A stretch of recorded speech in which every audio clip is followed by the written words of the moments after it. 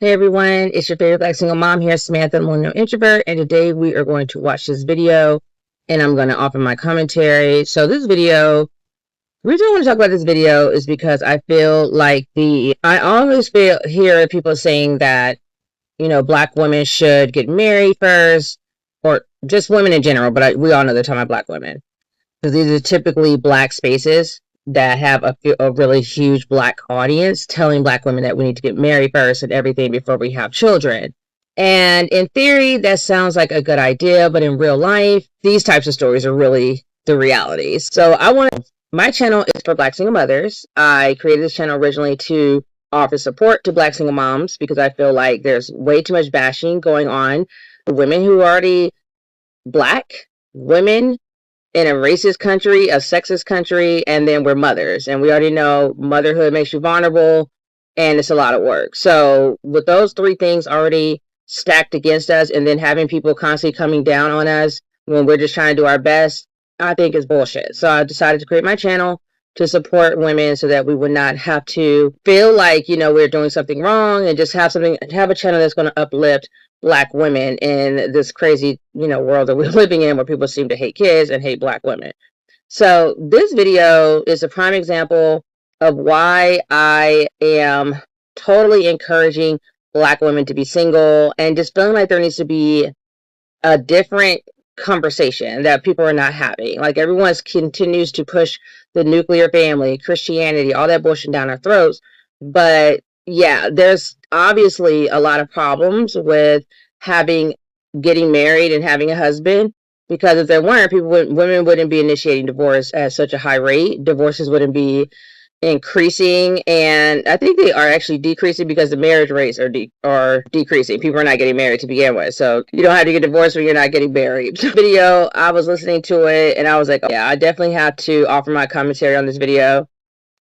Hold on one second. One thing I thought was interesting with this video is because she is in the military, and of course y'all know I'm an Army veteran as well, so I can relate to a lot of the stuff that she's talking about. And then yeah, I just wanted to have a conversation about this video so that I can talk about why I encourage Black women to totally be single if you need to be. If you want to have children and you can afford it, have your kids.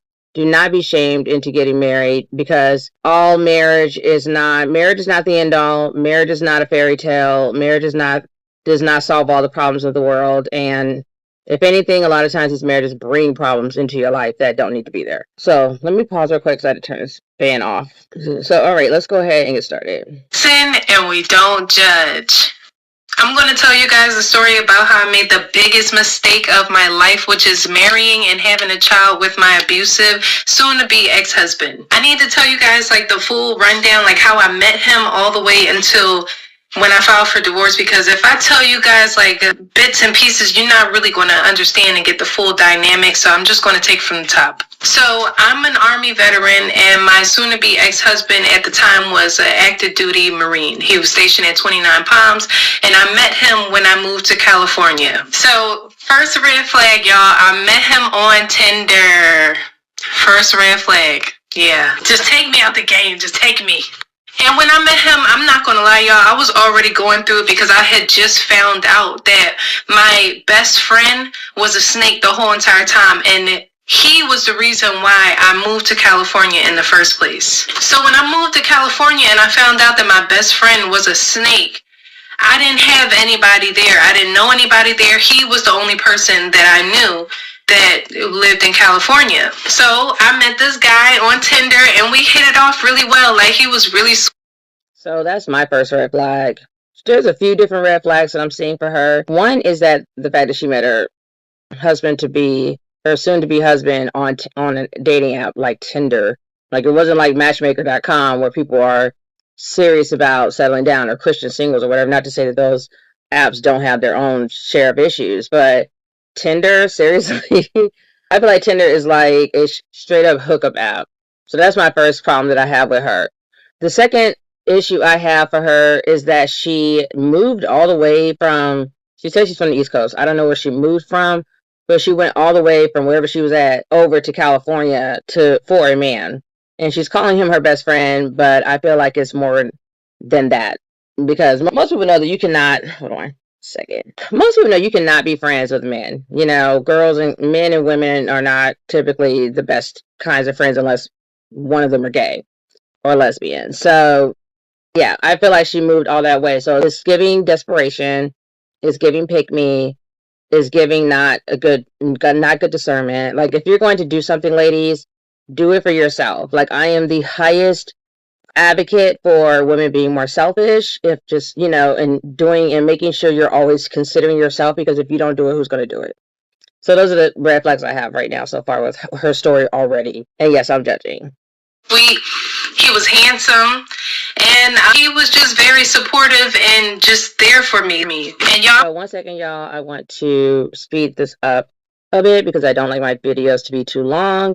So I'm going to try to go a little bit faster with it, and I might cut through some of the videos she's talking. So 1 second. So I'm going to go to the transcript, and I'll pull up parts like when I want to start. If I want to skip a section, I'm probably going to do that. I'm not gonna lie, like this is a different story in itself, but like I was just so heartbroken that my best friend like had me move to California and stuff, and just for him to turn around and like dog me out the way that he did. So when I got with my soon-to-be ex-husband, and I feel like that's why you don't do things for men, because that's what they're going to do. Like, time they think they have you trapped, they're going to show their whole ass. Like, why are we putting our lives on hold to do things for men? Like, did you go over there for a job? Like, if she's already moving over there, that's one thing. But to move over there just for a man, and then she's trying to call him her best friend, no, you were being a pick-me, and you were being desperate and thirsty and going all the way over to another state from wherever you were coming from just for a man. This is not a man, like, what you not, apparently you weren't even in a relationship with him because you're calling him your best friend. You don't have kids with him. You're not married to him, nothing. You're just uprooting your whole life just for a guy.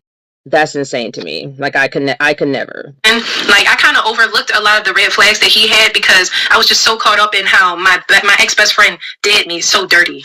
Yo, when I first met my soon-to-be ex-husband. So that's another thing I want to say. Like, if your mind is not, if you're not already healed and your mind's not clear, why are you already out here dating? You know what I'm saying? Like, maybe wait till you get your life in order before you start dating. So she's going to continue to say throughout, this is her excuse that she's using. Everyone in these different videos having like kind of like a crutch that they use to excuse why they're being delusional and a whole pick-me. But the reality, and they don't even admit they're pick-me's, but that's what they are. Like, they're being pick-me's. And they're using excuses to try to justify their crazy. And it's like, no, you were just being thirsty for a relationship. So her crutch is going to be constantly trying to, like, first she's going to be trying to say, like, I was going through so much because of what happened with my best friend, which I think was like a boyfriend who probably did not want a relationship with her. So now she's calling him a best friend. And I'm like, I don't know, best friends, like, they wouldn't treat you like that when you just moved over all the way over there. And I just don't think it's a good idea to be best friends with men, because men can't be trusted. They are usually going to have, if they're not gay, and you're a woman, they're going to have their ulterior motives. So she is, you know, using this as a crutch. It's like, I couldn't really focus on why this new guy that I'm like, her soon-to-be husband, was such a hot mess, because I was focusing on, I was emotional and I was going through all the stuff with the ex-best friend. Okay, that tells you right there that maybe you shouldn't be dating right now. Maybe you shouldn't have been on Tinder being thirsty, looking for a man when you just moved to the state. Your ex-best friend showed his whole ass. Like, that would turn me off of men. I'd be like, okay, it's time for me to just get on my bag, get on my shit, get my shit focused, my stuff together, and focus on me and stabilizing my life. Honestly, when people tell stories like this, especially women, I feel like, where is her family? Like, why couldn't she just go back home? Like, after she moved all that way and the guy was like an asshole, like, why couldn't she just move back home and then get her life in order before she even thinks about dating? But of course, that's not happening. She's dealing with this crazy ex-boyfriend or best friend. Maybe that was a Freudian slip, because I think it's really a boyfriend that was her, that he thought I think she wanted something he didn't, and so she broke her neck going over there to try to, like, almost force him or seduce him or convince him to be with her, and he's like, no, I don't want to be with you. So he's showing his whole ass, because he probably was like, had another woman, of course. I went to go see him, and when I went to go see him, like, the thing we hit it off. He asked me to be his girlfriend. Like, he was a very sweet and genuine person, so I thought, and I fell in love with him. We would go out on dates every chance, like every time we would spend together, like we would just go on dates together. Like the whole experience was just so pleasant, and I could be myself. Like I didn't feel insecure when I was around him. Like he really made me feel loved. Now at the time that I met my soon-to-be ex-husband, he was also going through some things as well with the military, and I totally understand that because I used to be in the military, and I used to go, y'all. Anybody that had been in the military, y'all know we go through some shit when we in the military. Like your chain of command, y'all. I be ready. When I was in, I stayed in trouble all the time because people used to, y'all know. So when he used to tell me about the things that he was going through, and then on top of that, the Marine Corps, that is like the worst branch that anybody could ever join. Like, don't shoot the messenger. I'm just saying what I heard, and what I know. Like, it's the bottom of the barrel out of all the branches. No offense, like, y'all. So, like y'all know already, I'm an Army vet. My entire family is military, so I can definitely vouch for what she's saying is true. The living conditions of the Marines is the worst. Army is second worst. I don't know where the Navy falls, but from what I heard, people don't like having to sailors. I don't know what they call them, Navy men, Navy women. They don't like being on a ship. So I dated a guy who was in the Navy, and one of my close friends when I was in Belgium was in the Navy, and I still kept in touch with her even after I came back to the States. We both came back to the States. They usually complained about being out to sea like for a long time and how tight the quarters were. So obviously you wouldn't like that, because who wants to live like that, seriously? Even though you get to travel, which I think is the cool part, but the living quarters were not the best. And of course, Air Force has like the best living situations. But also, me personally, I would have never went into the Marines. I was terrified of the Marines. I just felt like it was scary. Like, I think because I watched G.I. Jane, I don't know, but I just felt like it would be way too hard for what they want you to do to be in the Marines or where they were going to send me. So that was why I joined the Army instead. Plus, most of my family is Army as well. So tough people. But, the living conditions and all of that stuff, like, it's not it. So basically, I understood that he was, going through some things and, being treated unfairly. And he was, like, literally maybe, like, I think one of 3 black in his whole platoon, and everybody else was white. That's just how it was. So I was being a really supportive girlfriend and, just basically talking him through, basically, like, just telling him to hang in there. At least, like, hang in there long enough so you can get the benefits, like going to school and at least claiming some disabilities or something, like, just stay in. So him being one of 3 black people in an all-white platoon is not good. Like, there's definitely the elements of racism in the military. I experienced some of it myself. I can't imagine only being like one of 3 black people, because there's like a lot of black people that joined the Army. So even though they was trying to be racist with me, I had like a whole line of black NCOs that were higher up that helped protect me and take care of me. So yeah, he probably definitely was going through it, being like one of 3 black people in his platoon and everyone else being white, especially in like something like the Marines. Like, the military can definitely be racist, as we see with our country right now, with Trump and Hexeth, or Kexbeth as I call him, like to try to talk about like DEI and how they want to get rid of like DEI, it's like child bi. But anyways, so yeah, it's America's racist, so of course the U.S. military is going to have elements of racism, and it sounds like it would definitely just be a very racist environment. But it is what it is. I mean, I can understand her trying to help him through that, but you can't save the day for everybody, especially when she seemed like she already had a lot of shit going on in her own life. I would have been like, I'm not a psychologist, I'm not here to save you, so you just kind of have to deal with your shit and then get back with me. Like, basically neither one of them should have been dating right now. Just keep on pushing, and after your first contract, just get out, leave. So from there, he ended up, getting out. He didn't finish his full contract or whatever, but he ended up getting out, and I'm glad. At the time, I was glad, because he was complaining a lot. I am like so shocked that he got out without finishing his full contract. I hope that he at least was able to get the benefits. Like, I got out before finishing my full contract, but I was in there for like 4.5 years. You have to be in there unless the requirements change. I don't know when they went in.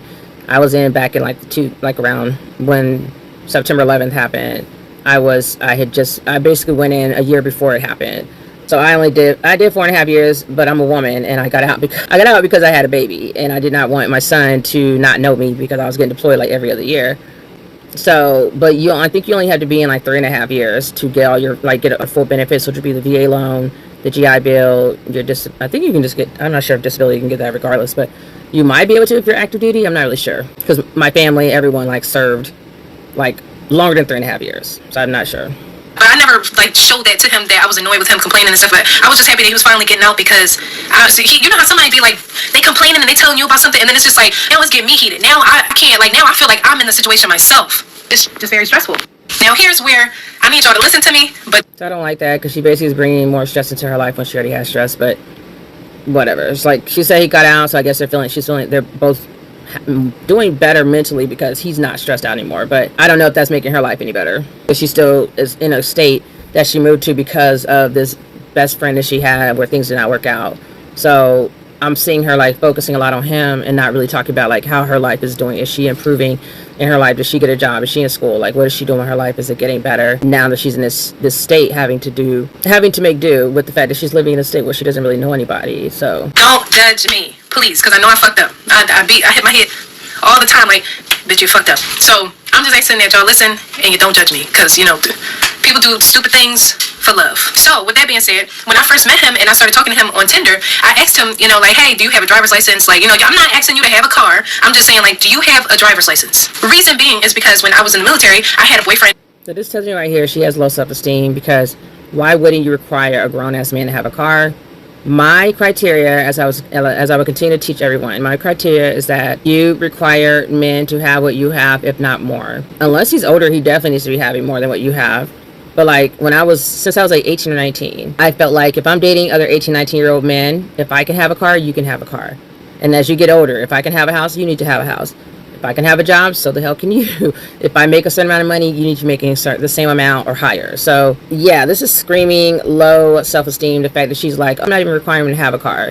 Why not? That's the bare minimum. Like, and this is what I think I really can't stand with black women and our culture and black males. Just all of it. I hate, this is what I hate about it, is like people have gotten used to making black women feeling bad for expecting like the most obvious things, and like a lot of every other race and ethnicity requires men to have all these things set up before they even think about getting married. So I hate that we don't have those same expectations, especially when you consider how high the expectations are for women, like black single moms, like black women, black mothers. Their expectations are in the sky, but then men can just like be dating and not even have a car, and that's okay. And it's like, no, you need to fucking at minimum have a car.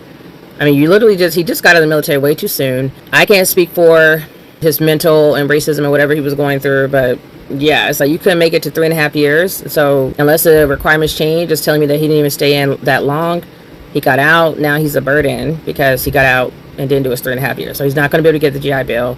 He's not going to be able to go to college and get it paid for. He's not going to get the VA loan, to my knowledge. That's what I'm thinking. You guys correct me in the comments if that's not accurate, but yeah. Who did not have a driver's license, and I literally had to drive us everywhere that we needed to go, and I didn't want to be in another relationship that was like that. Like, you drive, I drive, like, when I'm tired, like, let's alternate, basically. Like, I don't want to be the only one driving. So, when I asked him, do you have a driver's license? He told me, yes, of course I have a driver's license. Why wouldn't I?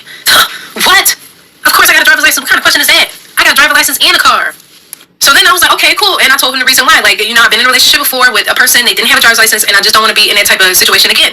And he, was cool with it. He like, yeah, why wouldn't I have a driver's license? That's crazy. He's a bum. So with that being said, I used to drive. So from Fort Irwin to 29 Palms, it's like maybe a 2.5-hour drive. So I used to drive my car all the way to 29 Palms. That's what I'm talking about. Don't judge me. But I used to drive to 29 Palms, because at the time, and I understood because a lot of people in the military don't have cars. Like, they just don't have them. So I used to drive to go see him and stuff. That is not true. Literally everybody has a car in the military. I'm sorry. If you don't have a car in the military, then you don't need to be dating. Like, you literally have everything paid for. The least you could do is have a car. Like, you have a place to live. You have people paying, even for your uniforms, they're paid. You get an allowance for that.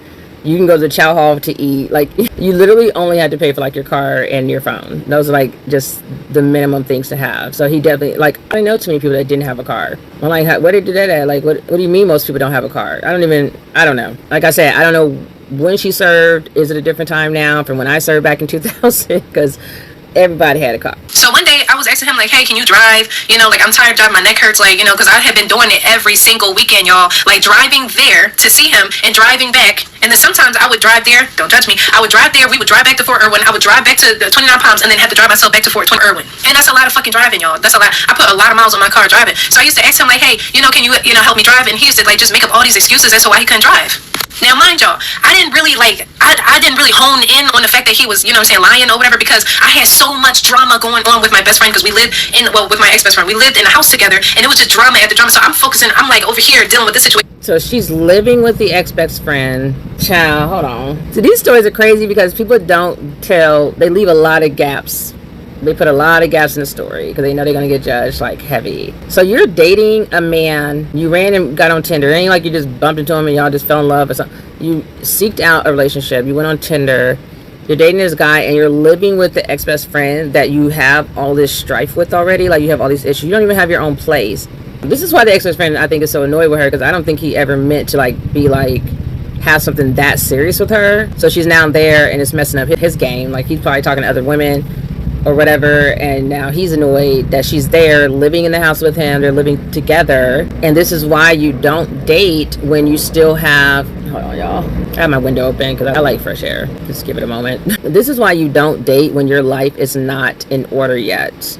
She should have her own house, her own car, her own job. Like, everything should be stable before you even think about bringing someone else into your life, because humans are humans. Problems are going to arise. So you shouldn't start out with your own bag, like all these issues, and then he got all his issues, and y'all come together with, it's going to be more issues. So she can't even think straight to like really discern what's happening in this new relationship that she's put herself into, because she's still dealing with a lot of drama over here with this ex-best friend. It's just like a mess. I don't recommend it. And I can't really like focus on this other situation that was going on and these lies that was being told to me. So every time I would ask him like, can you drive, he would just make up an excuse like, he glasses, because he did wear glasses, and but he would just like, I don't want to mess up your car or whatever because I'm blind as a bat without my glasses. Like, I really need my glasses. So I was like, okay, you know, that's a valid reason. I'm gonna wait until you get your glasses. Y'all, the glasses came, and then I'm like, hey, can you help me drive?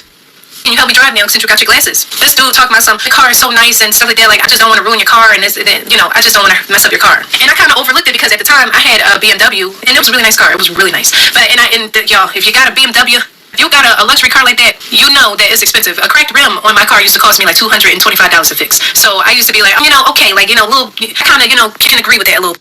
Y'all, I'm going to start a new video and continue with the story. So please like. Now, before we get into part 2, you already know we got this long saga. I'm with y'all. I hope y'all with me this whole time. I hope you're sticking through this, because this is what y'all always ask me for. I want these long, drawn out story times detailing every aspect of everything. And you don't miss anything in these long ones at all. I got it done for you. Thank you guys for following Messy Story in this community, what it is today. So thank you guys very much. And for all of the new subscribers, all of my new Messy family members, please do not forget to turn on notification bells so that way you don't miss any uploads from me. I am trying to be more consistent. Okay, y'all, this is part 2 of how I made the biggest mistake of my life, which is marrying and having a child with my abusive / narcissistic soon-to-be ex-husband.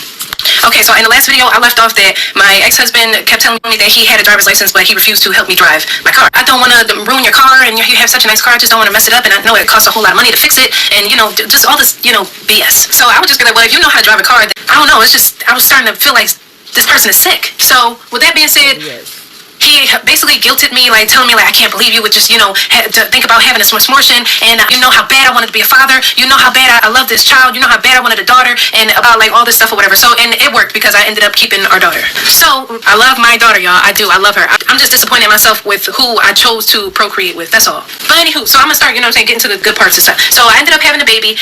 Then on top of that, so y'all, then I didn't got past, like, I'm still harping on the fact that he lied to me about the driver's license thing, but I'm like, at this point, you know, it is what it is. There's nothing yeah. So then this is where, you know, stuff starts getting, you know, a little crazy. So I remember I was talking to my mom and my sister about what I wanted to name, you know, our daughter. So he told me that he wants to name her Nirvana. And at the time, I'm not gonna lie, y'all, I didn't really like the name, so I wanted to name her Layla and make Nirvana her middle name. So I remember I told my family about, you know, how he wants to name her Nirvana or whatever, and I wanted to name her Layla. So my family was like, yeah, we like the name Layla, you know, we feel like this is better suited and stuff, and, you know, the name just flows nicely when, you know, the first name is Layla. So here we go again with this dude playing the victim and starts crying and stuff, and like, I can't believe that you would let these people, you know, let them, they're not even her father, they're not even, I've been said I really want to be a father, I really want to do this and that and the third, and I want to name her Nirvana. So what do I do, y'all, to appease him and to please him? I decided to name my daughter Nirvana, because this is what he wanted. This is our first child. He really claimed that he really wanted to be a girl dad so bad, he wanted to be a father, period. So I'm like, you know what, you win. Our daughter, she can be, her name's Nirvana. So y'all, I'm not gonna lie, I had a high risk pregnancy. Like, I almost went to the upper room, if you understand what I'm saying, because I had preeclampsia. And that's exactly why he would not be winning at naming my child, because his health is not at risk. His life is not on the line having these babies. So fuck him. The baby's name would have been Layla Nirvana, and he would have to get used to it. He could call her Nirvana as in his free time. Unfortunately, due to me having preeclampsia, I had to give birth to our daughter sooner than the 40 weeks. So next thing you know, I go in for my 37-week appointment, and they're telling me like, yeah, tomorrow we give birth, we're going to induce you for, you know, labor. And I'm like, holy shit, it's getting real. I'm scared, y'all. I'm scared. So we go in, and, you know, they give me pills and all this stuff. You know, they doing all types of stuff. They shoving catheters in me, you know, just all types of traumatizing stuff. 0 out of 10, I would give, you know, childbirthing experience, because it was just so traumatic for me, y'all. So the whole time, now let me go back. So by this time, my soon-to-be ex-husband, I'm already, you know, on disability from the military and stuff, because the military didn't mess me up pretty good, you know. It worked the hell out of me, but it's cool, because I'm getting disability to this day. So my soon-to-be ex-husband at the time, when I was telling him, you need to stay in for your full contract so that you can get your GI benefits, the bills, you know, the GI bills, so that you can go to school. They'll pay you to go to school, and also like keep going to sick call and claiming stuff like saying that your knees, your back, everything like that hurts, right? So with that said, he didn't do any of that shit. So after he got out, he didn't even want to go and claim any of his disabilities that he had with the VA. I made him do that. I made him go. I made him. I even when we went, I even did all the talking for him to let them know what he's claiming, what he needed, you know, to be seen for, and everything like that, you know, to build his case. So after months of doing all that, we were just waiting for him to see his proposed disability rating and to see if he was going to get, you know, back his back pay. So like this whole entire time that I was pregnant, it was really like literally a struggle, mainly, you know, for the both of us or whatever, but mainly for me because I'm carrying a child and I got anxiety. I'm like, I don't know what's going on with our finances. I don't know how we're going to get out of California because we're both from the East Coast. I'm from Philly and he's from Maryland. So I'm like, I don't know, you know, how we're going to get back home because we going based off of one income right now because he's not working and you know, disability can only do so much, you know? So y'all, while I'm getting... My ex is from Maryland, and I'm going to tell you right now, Maryland has a lot of narcissistic men. Never again. Never the fuck again will I ever date a man from Maryland. I promise you. Birth. While I'm on the damn, you know what I'm saying, bed or whatever, about to give birth, he gets a notification from the VA saying that he got 90%. Yay! He got 90%, y'all. It was such like we both, you know, started crying in the moment because like, and it kind of makes me, kind of gets me a little emotional right now because like being under all of that stress, y'all. Let me get myself together.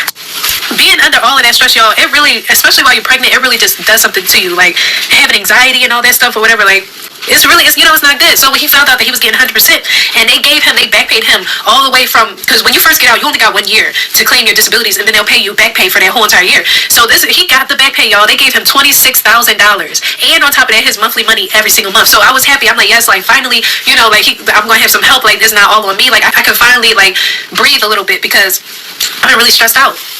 You don't only have 1 year to claim all your disabilities, so I just want to clear that up for any veterans who are listening and make sure y'all do not listen to that and think you can't claim, like put in claims for your benefits. You can actually appeal, and I personally would not appeal because it takes longer when you have to go through a appeals process. You could just always find new reasons, like new things in your medical, and then go reopen a new claim and keep resubmitting until you get to the percentage that you 100%, until you want to get to the percentage you want to get to, which is up to 100%. But then y'all, that heartwarming moment or whatever didn't last long because when I had my daughter, she came out premature. Like when she was born, she was only weighing 4 pounds and 13 ounces. And at the time, they had to come and take her.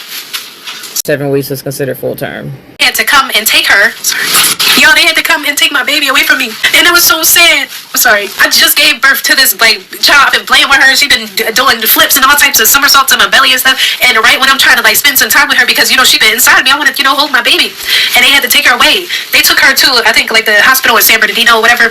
And yeah, like they had to take her. Like the helicopter came and took her 3 hours away from us. And then the crazy part is, since I had preeclampsia, I could not go nowhere. I could not leave. And then so I was calling the damn NICU every single day, every hour of the day, like checking on my baby to see how she's doing because I didn't really even get to spend any time with her. And then they're like guilting me, like, why isn't one of you here? Where y'all at? And this, that, and the third. And if you're in the hospital, then why can't your husband, why can't her father come? And then it's pissing me off because he can't come because the bitch can't drive. Yeah.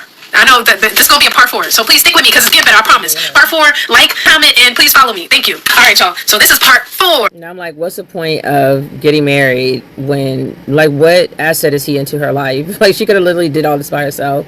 He can't even go to the other hospital with their daughter because he can't drive. Like, this is what I mean when I can't stand when people be like, oh, you need to get married first. You need to get married first. Like, it's the end all. I'm like, child, bye. Like, she clearly loves her daughter. Some women are strong enough to just want the baby and not want the headache of a man. And we don't have any problem walking away when guys are a hot mess and just bringing problems into our lives.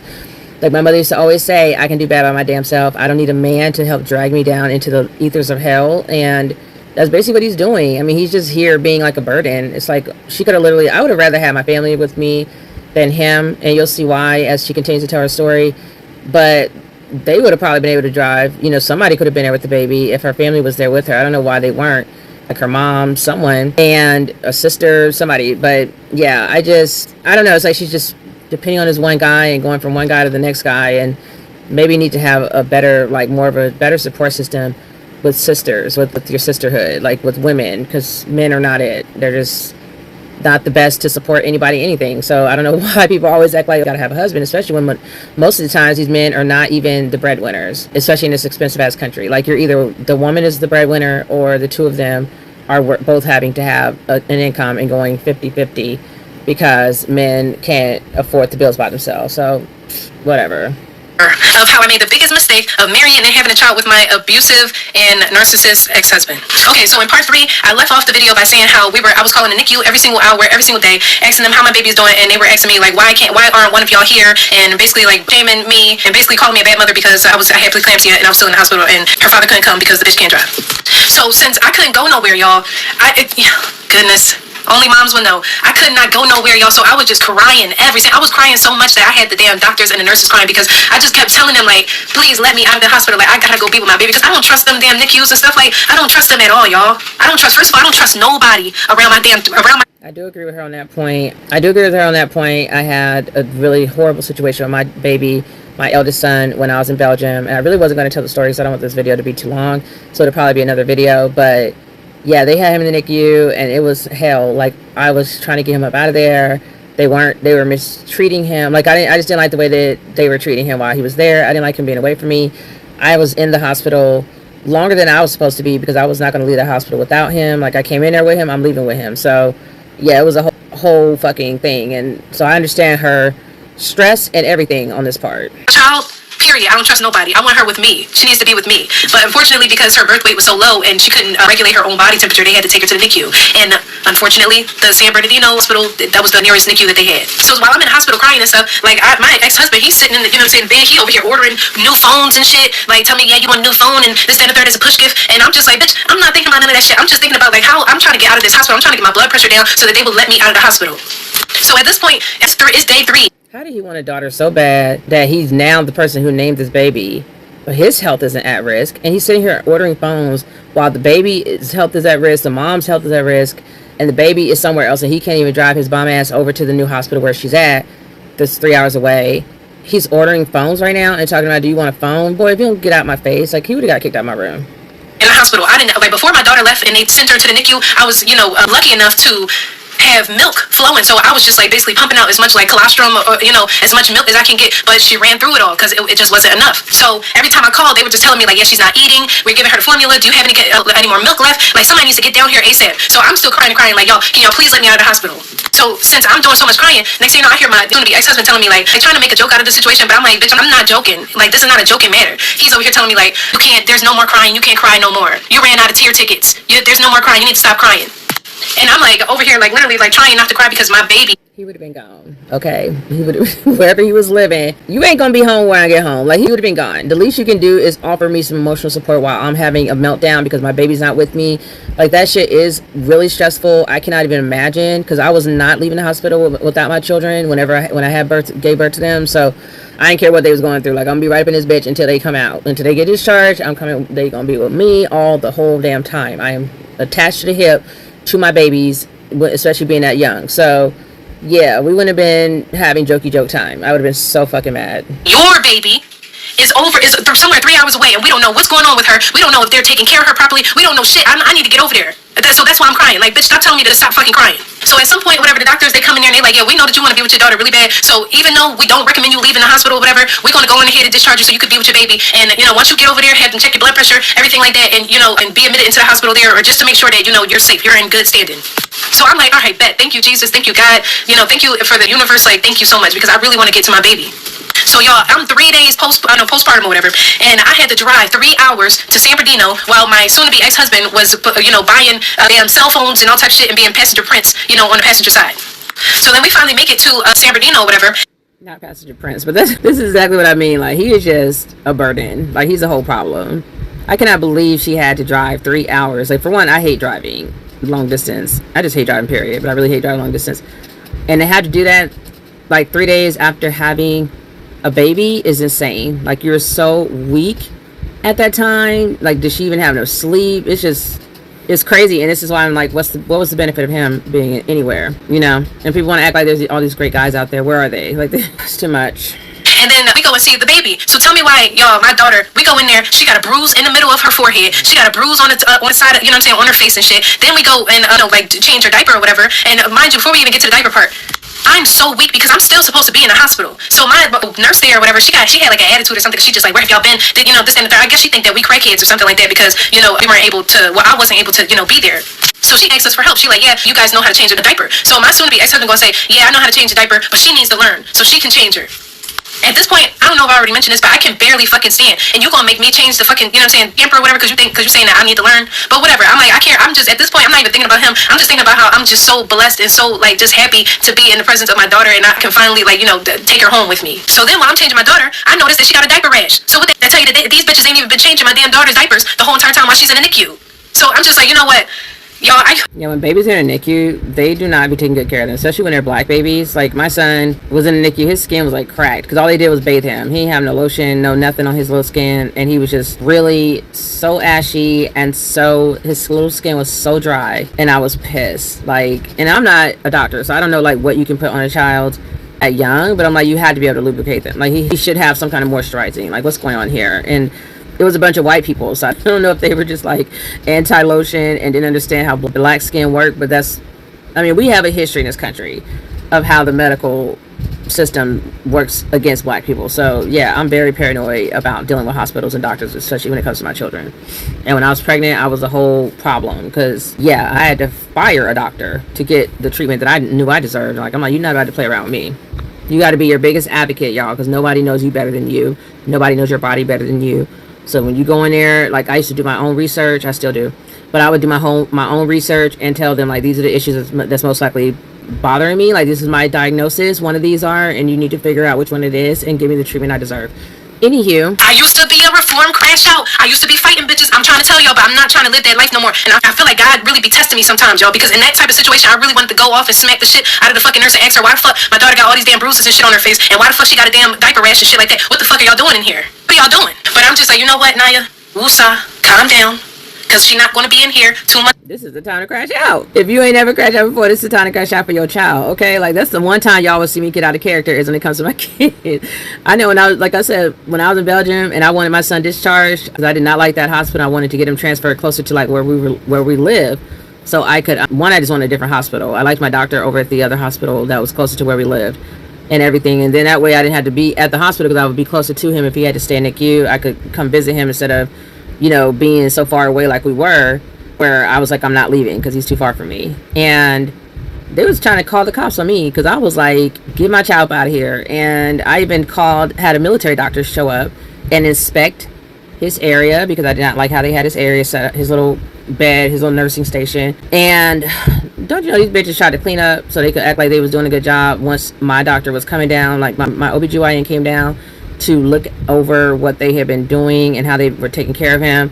And I'm like, bitch, bye. And I think we got him discharged like shortly after my doctor came because I was not going to let up. And I'm like, and then it was weird because like by the time they discharge him now, suddenly he don't need to be in the hospital anymore. I'm like, I can't with y'all. Like, I feel like being in the military, they just be doing whatever because they like are collecting a check. They know the government's going to pay and that the money is there to pay. Like, you're not just in the hospital with no insurance or struggling to pay. So this is when I was still in the military. So I feel like they were just keeping them just to get paid because they knew I was military. So anyway, longer, you're gonna be able to take her home. Hell no. Nah. They would have some explaining to do. Because ain't no way you telling me that my kid got these scars in their head and you over here giving me attitude. Now, her, she had a valid reason to do. He could have Ubered. I don't know what the hell stopped him from going. I don't know. You gotta kind of think of it like that. Like, what really stopped him from going? We talking about the new millennium? Or are we talking about old? Like, this ain't my grandma and them telling us the story. These are young adults. Like, she said she's 27. So why did he just use a ride share? So then when we there, I'm thinking that we're gonna be able to take her home that same day. I don't know. It's just, I was starting to feel like this person is sick. So with that being said, he basically guilted me, like telling me like, I can't believe you would just, you know, to think about having this misfortune, and you know how bad I wanted to be a father, you know how bad I love this child, you know how bad I wanted a daughter, and about like all this stuff or whatever. So, and it worked because I ended up keeping our daughter. So I love my daughter, y'all. I do. I love her. I'm just disappointed in myself with who I chose to procreate with. That's all. But anywho, so I'm gonna start, you know what I'm saying, getting to the good parts and stuff. So I ended up having a baby. Then on top of that, so y'all, then I didn't got past, like, I'm still harping on the fact that he lied to me about the driver's license thing, but I'm like, at this point, you know, it is what it is. There's nothing yeah. So then this is where, you know, stuff starts getting, you know, a little crazy. So I remember I was talking to my mom and my sister about what I wanted to name, you know, our daughter. So he told me that he wants to name her Nirvana. And at the time, I'm not gonna lie, y'all, I didn't really like the name, so I wanted to name her Layla and make Nirvana her middle name. So I remember I told my family about, you know, how he wants to name her Nirvana or whatever, and I wanted to name her Layla. So my family was like, yeah, we like the name Layla, you know, we feel like this better suited and stuff, and you know, the name just flows nicely when, you know, the first name is Layla. So here we go again with this dude playing the victim and starts crying and stuff and like, I can't believe that you would let these people, let them, they're not even her father. They're not even, I've been said, I really want to be a father. I really want to do this and that and the third. And I want to name her Nirvana. So what do I do, y'all, to appease him and to please him? I decided to name my daughter Nirvana because this is what he wanted. This is our first child. He really claimed that he really wanted to be a girl dad so bad. He wanted to be a father, period. So I'm like, you know what? You win. Our daughter, she can be, her name's Nirvana. So y'all, I'm not gonna lie, I had a high risk pregnancy. Like I almost went to the upper room, if you understand what I'm saying, because I had preeclampsia. And that's exactly why he would not be winning at naming my child, because his health is not at risk. His life is not on the line having these babies. So fuck him. The baby's name would have been Layla Nirvana, and he would have to get used to it. He could call her Nirvana as in his free time. Unfortunately, due to me having preeclampsia, I had to give birth to our daughter sooner than the 40 weeks. So next thing you know, I go in for my 37-week appointment and they're telling me like, yeah, tomorrow we give birth, we're going to induce you for, labor. And I'm like, holy shit, it's getting real. I'm scared, y'all. I'm scared. So we go in and, they give me pills, all the stuff, they doing all types of stuff. They shoving catheters in me, just all types of traumatizing stuff. 0 out of 10, I would give, childbirthing experience because it was just so traumatic for me, y'all. So the whole time, now let me go back. So by this time, my soon-to-be ex-husband, I'm already, on disability from the military and stuff because the military didn't mess me up pretty good, It worked the hell out of me, but it's cool because I'm getting disability to this day. So my soon-to-be ex-husband at the time, when I was telling him, you need to stay in for your full contract so that you can get your GI benefits, the bills, the GI bills so that you can go to school, they'll pay you to go to school, and also like keep going to sick call and claiming stuff like saying that your knees, your back, everything like that hurts, right? So with that said, he didn't do any of that shit. So after he got out, he didn't even want to go and claim any of his disabilities that he had with the VA. I made him do that. I made him go. I made him. When we went, I even did all the talking for him to let them know what he's claiming, what he needed, to be seen for, and everything like that, to build his case.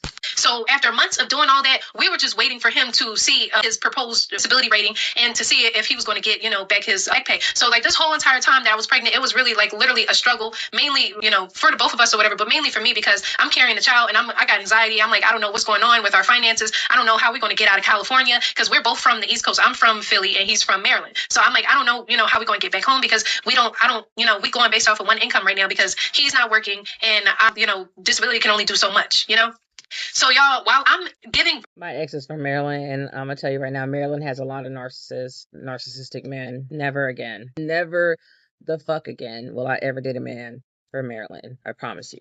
Earth. While I'm on the damn, bed or whatever, about to give birth, he gets a notification from the VA saying that he got 90%. Yay!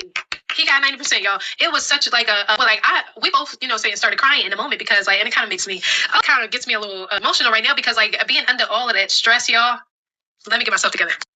Being under all of that stress, y'all, it really, especially while you're pregnant, it really just does something to you, like having anxiety and all that stuff or whatever, like, it's not good. So when he found out that he was getting 100% and they back paid him all the way from, because when you first get out, you only got 1 year to claim your disabilities and then they'll pay you back pay for that whole entire year. So he got the back pay, y'all. They gave him $26,000 and on top of that, his monthly money every single month. So I was happy. I'm like, yes, like finally, I'm going to have some help. Like it's not all on me. Like I could finally like breathe a little bit because I've been really stressed out.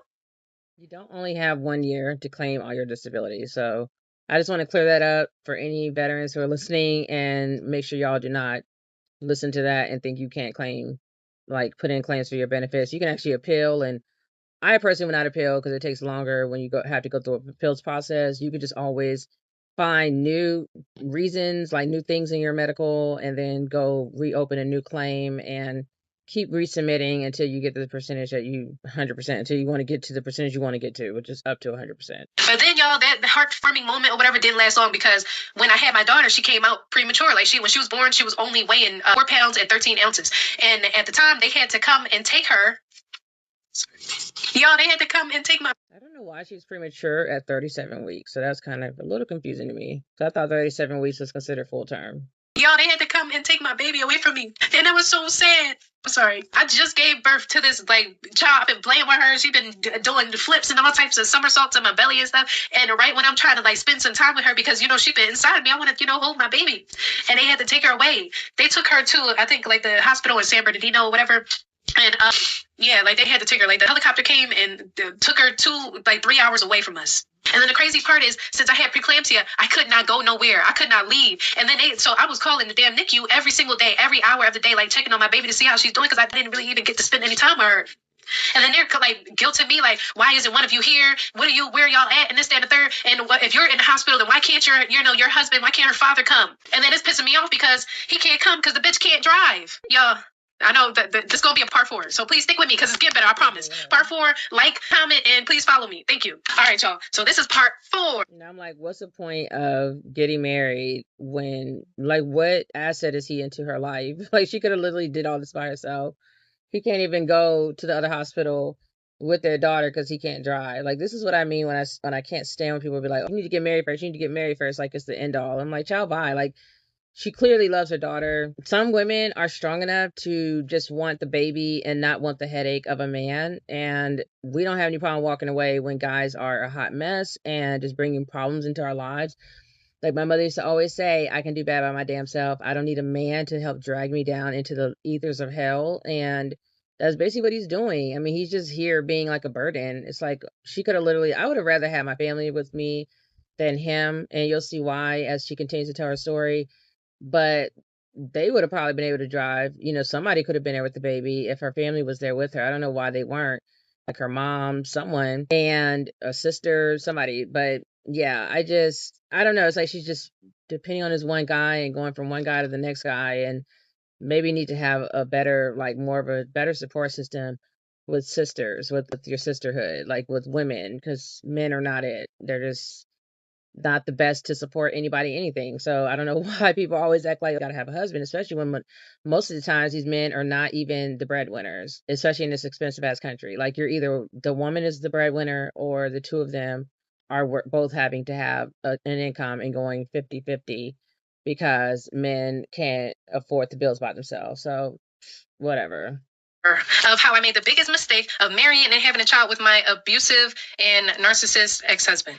Okay, so in part 3, I left off the video by saying how I was calling the NICU every single hour, every single day, asking them how my baby is doing, and they were asking me like, why aren't one of y'all here, and basically like shaming me and basically calling me a bad mother because I had preeclampsia and I was still in the hospital and her father couldn't come because the bitch can't drive. So since I couldn't go nowhere, y'all, goodness. Only moms would know. I could not go nowhere, y'all. So I was just crying I was crying so much that I had the damn doctors and the nurses crying because I just kept telling them, like, please let me out of the hospital. Like, I gotta go be with my baby because I don't trust them damn NICUs and stuff. Like, I don't trust them at all, y'all. First of all, I don't trust nobody around my. I do agree with her on that point. I had a really horrible situation with my baby, my eldest son, when I was in Belgium. And I really wasn't going to tell the story because I don't want this video to be too long. So it'll probably be another video. But yeah, they had him in the NICU and it was hell. Like I was trying to get him up out of there. They were mistreating him. Like I just didn't like the way that they were treating him while he was there. I didn't like him being away from me. I was in the hospital longer than I was supposed to be because I was not going to leave the hospital without him. Like I came in there with him, I'm leaving with him. So yeah, it was a whole fucking thing. And so I understand her stress and everything on this part. Child. Period. I don't trust nobody. I want her with me. She needs to be with me. But unfortunately, because her birth weight was so low and she couldn't regulate her own body temperature, they had to take her to the NICU. And unfortunately, the San Bernardino hospital, that was the nearest NICU that they had. So while I'm in the hospital crying and stuff, like my ex-husband, he's sitting in the, the bed. He over here ordering new phones and shit. Like, tell me, yeah, you want a new phone and this, that, and the third is a push gift. And I'm just like, bitch, I'm not thinking about none of that shit. I'm just thinking about like how I'm trying to get out of this hospital. I'm trying to get my blood pressure down so that they will let me out of the hospital. So at this point, it's day 3. How did he want a daughter so bad that he's now the person who named this baby, but his health isn't at risk, and he's sitting here ordering phones while the baby's health is at risk, the mom's health is at risk, and the baby is somewhere else, and he can't even drive his bum ass over to the new hospital where she's at, that's 3 hours away. He's ordering phones right now and talking about, do you want a phone? Boy, if you don't get out my face, like he would have got kicked out of my room. In the hospital, I didn't like before my daughter left and they sent her to the NICU. I was, lucky enough to have milk flowing, so I was just like basically pumping out as much like colostrum or as much milk as I can get, but she ran through it all because it just wasn't enough. So every time I called, they were just telling me like, yeah, she's not eating, we're giving her the formula, do you have any more milk left, like somebody needs to get down here ASAP. So I'm still crying like, y'all, can y'all please let me out of the hospital? So since I'm doing so much crying, next thing you know, I hear my soon to be ex-husband telling me like trying to make a joke out of the situation, but I'm like, bitch, I'm not joking, like this is not a joking matter. He's over here telling me like, you can't, there's no more crying, you can't cry no more, you ran out of tear tickets, there's no more crying, you need to stop crying. And I'm like over here like literally like trying not to cry because my baby, he would have been gone. Okay, he would wherever he was living. You ain't gonna be home when I get home. Like, he would have been gone. The least you can do is offer me some emotional support while I'm having a meltdown because my baby's not with me. Like, that shit is really stressful. I cannot even imagine, because I was not leaving the hospital without my children when I had gave birth to them. So I didn't care what they was going through. Like, I'm gonna be right up in this bitch until they come out, until they get discharged. They gonna be with me the whole damn time. I am attached to the hip to my babies, especially being that young. So yeah, we wouldn't have been having jokey joke time. I would have been so fucking mad. Your baby is somewhere 3 hours away, and we don't know what's going on with her. We don't know if they're taking care of her properly. We don't know shit. I need to get over there. So that's why I'm crying. Like, bitch, stop telling me to stop fucking crying. So at some point, whatever, the doctors, they come in there and they like, yeah, we know that you want to be with your daughter really bad. So even though we don't recommend you leaving the hospital or whatever, we're going to go in ahead and discharge you so you could be with your baby. And, once you get over there, have them check your blood pressure, everything like that, and, and be admitted into the hospital there, or just to make sure that, you're safe. You're in good standing. So I'm like, all right, bet. Thank you, Jesus. Thank you, God. Thank you for the universe. Like, thank you so much, because I really want to get to my baby. So y'all, I'm 3 days postpartum or whatever, and I had to drive 3 hours to San Bernardino while my soon-to-be ex-husband was, buying damn cell phones and all type of shit and being passenger prince, on the passenger side. So then we finally make it to San Bernardino or whatever. Not passenger prince, but this is exactly what I mean. Like, he is just a burden. Like, he's a whole problem. I cannot believe she had to drive 3 hours. Like, for one, I hate driving long distance. I just hate driving, period. But I really hate driving long distance. And to have to do that like 3 days after having a baby is insane. Like, you're so weak at that time. Like, did she even have no sleep? It's crazy. And this is why I'm like, what was the benefit of him being anywhere, And people want to act like there's all these great guys out there. Where are they? Like, it's too much. And then we go and see the baby. So tell me why, y'all, my daughter, we go in there. She got a bruise in the middle of her forehead. She got a bruise on the side, on her face and shit. Then we go and, change her diaper or whatever. And mind you, before we even get to the diaper part, I'm so weak because I'm still supposed to be in the hospital. So my nurse there or whatever, she had like an attitude or something, because she just like, where have y'all been? This and the third. I guess she think that we crackheads or something like that, because, we weren't able to, I wasn't able to, be there. So she asked us for help. She like, yeah, you guys know how to change the diaper. So my soon-to-be ex-husband going to say, yeah, I know how to change the diaper, but she needs to learn so she can change her. At this point, I don't know if I already mentioned this, but I can barely fucking stand. And you gonna make me change the fucking, camper or whatever, because you're saying that I need to learn. But whatever. I'm like, I care. I'm just, at this point, I'm not even thinking about him. I'm just thinking about how I'm just so blessed and so, like, just happy to be in the presence of my daughter, and I can finally, like, take her home with me. So then while I'm changing my daughter, I noticed that she got a diaper rash. So what they tell you, that these bitches ain't even been changing my damn daughter's diapers the whole entire time while she's in the NICU. So I'm just like, you know what? Y'all, yeah, when babies are in a NICU, they do not be taking good care of them, especially when they're black babies. Like, my son was in the NICU, his skin was like cracked because all they did was bathe him. He didn't have no lotion, no nothing on his little skin, and he was just really so ashy, and so his little skin was so dry, and I was pissed. Like, and I'm not a doctor, so I don't know like what you can put on a child at young, but I'm like, you had to be able to lubricate them. Like, he should have some kind of moisturizing. Like, what's going on here? And it was a bunch of white people, so I don't know if they were just like anti-lotion and didn't understand how black skin worked. But we have a history in this country of how the medical system works against black people. So yeah, I'm very paranoid about dealing with hospitals and doctors, especially when it comes to my children. And when I was pregnant, I was a whole problem because, yeah, I had to fire a doctor to get the treatment that I knew I deserved. Like, I'm like, you're not about to play around with me. You got to be your biggest advocate, y'all, because nobody knows you better than you. Nobody knows your body better than you. So when you go in there, like, I used to do my own research. I still do. But I would do my own research and tell them, like, these are the issues that's most likely bothering me. Like, this is my diagnosis. One of these are, and you need to figure out which one it is and give me the treatment I deserve. Anywho, I used to be a reform crash out. I used to be fighting bitches. I'm trying to tell y'all, but I'm not trying to live that life no more. And I feel like God really be testing me sometimes, y'all, because in that type of situation, I really wanted to go off and smack the shit out of the fucking nurse and ask her why the fuck my daughter got all these damn bruises and shit on her face, and why the fuck she got a damn diaper rash and shit like that. What the fuck are y'all doing in here? What are y'all doing? But I'm just like, you know what, Naya? Woosah, calm down. Because she not going to be in here too much. This is the time to crash out. If you ain't never crashed out before, this is the time to crash out for your child, okay? Like, that's the one time y'all will see me get out of character is when it comes to my kid. I know when I was, like I said, when I was in Belgium and I wanted my son discharged because I did not like that hospital. I wanted to get him transferred closer to, like, where we live. So I could, I just wanted a different hospital. I liked my doctor over at the other hospital that was closer to where we lived.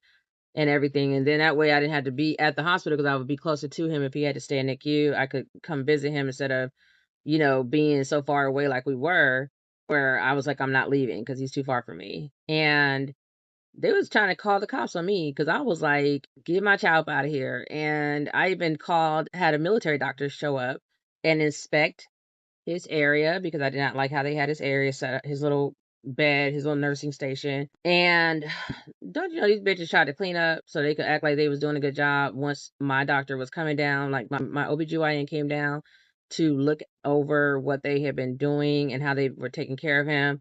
And I'm like, bitch, bye. And I think we got him discharged like shortly after my doctor came because I was not gonna let up. And I'm like, and then it was weird because like by the time they discharge him now, suddenly he don't need to be in the hospital anymore. I'm like, I can't with y'all. Like I feel like being in the military, they just be doing whatever because they like are collecting a check. They know the government's gonna pay and that the money is there to pay. Like you're not just in the hospital with no insurance or struggling to pay. So this is when I was still in the military. So I feel like they were just keeping them just to get paid because they knew I was military. So anyway, Longer, you're gonna be able to take her home. Hell no. Nah.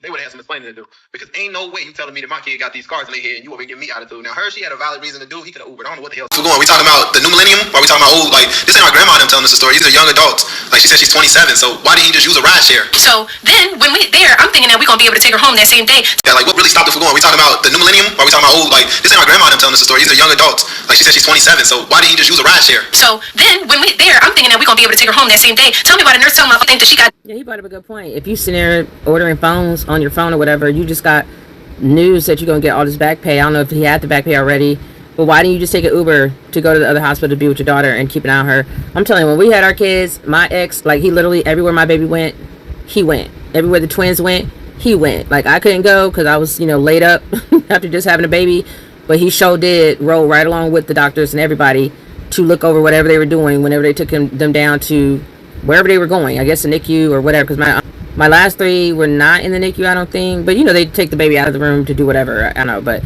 he was going right along with him. He wasn't playing games with our kids. So, I don't know what this guy's doing. And then he made all this fuss acting like he just had to be, you know, the father of a daughter and had to be a father. And then once the baby's here, this is reminding me of MAGA. Like, just making a big deal about, like, oh, can't get abortions. We're going to ban women from having abortions. But then when the babies are here, you don't want to give them good health care, good education, etc. So, this that bullshit. Jaundice. Like, bitch, she don't got fucking jaundice. She just light skinned.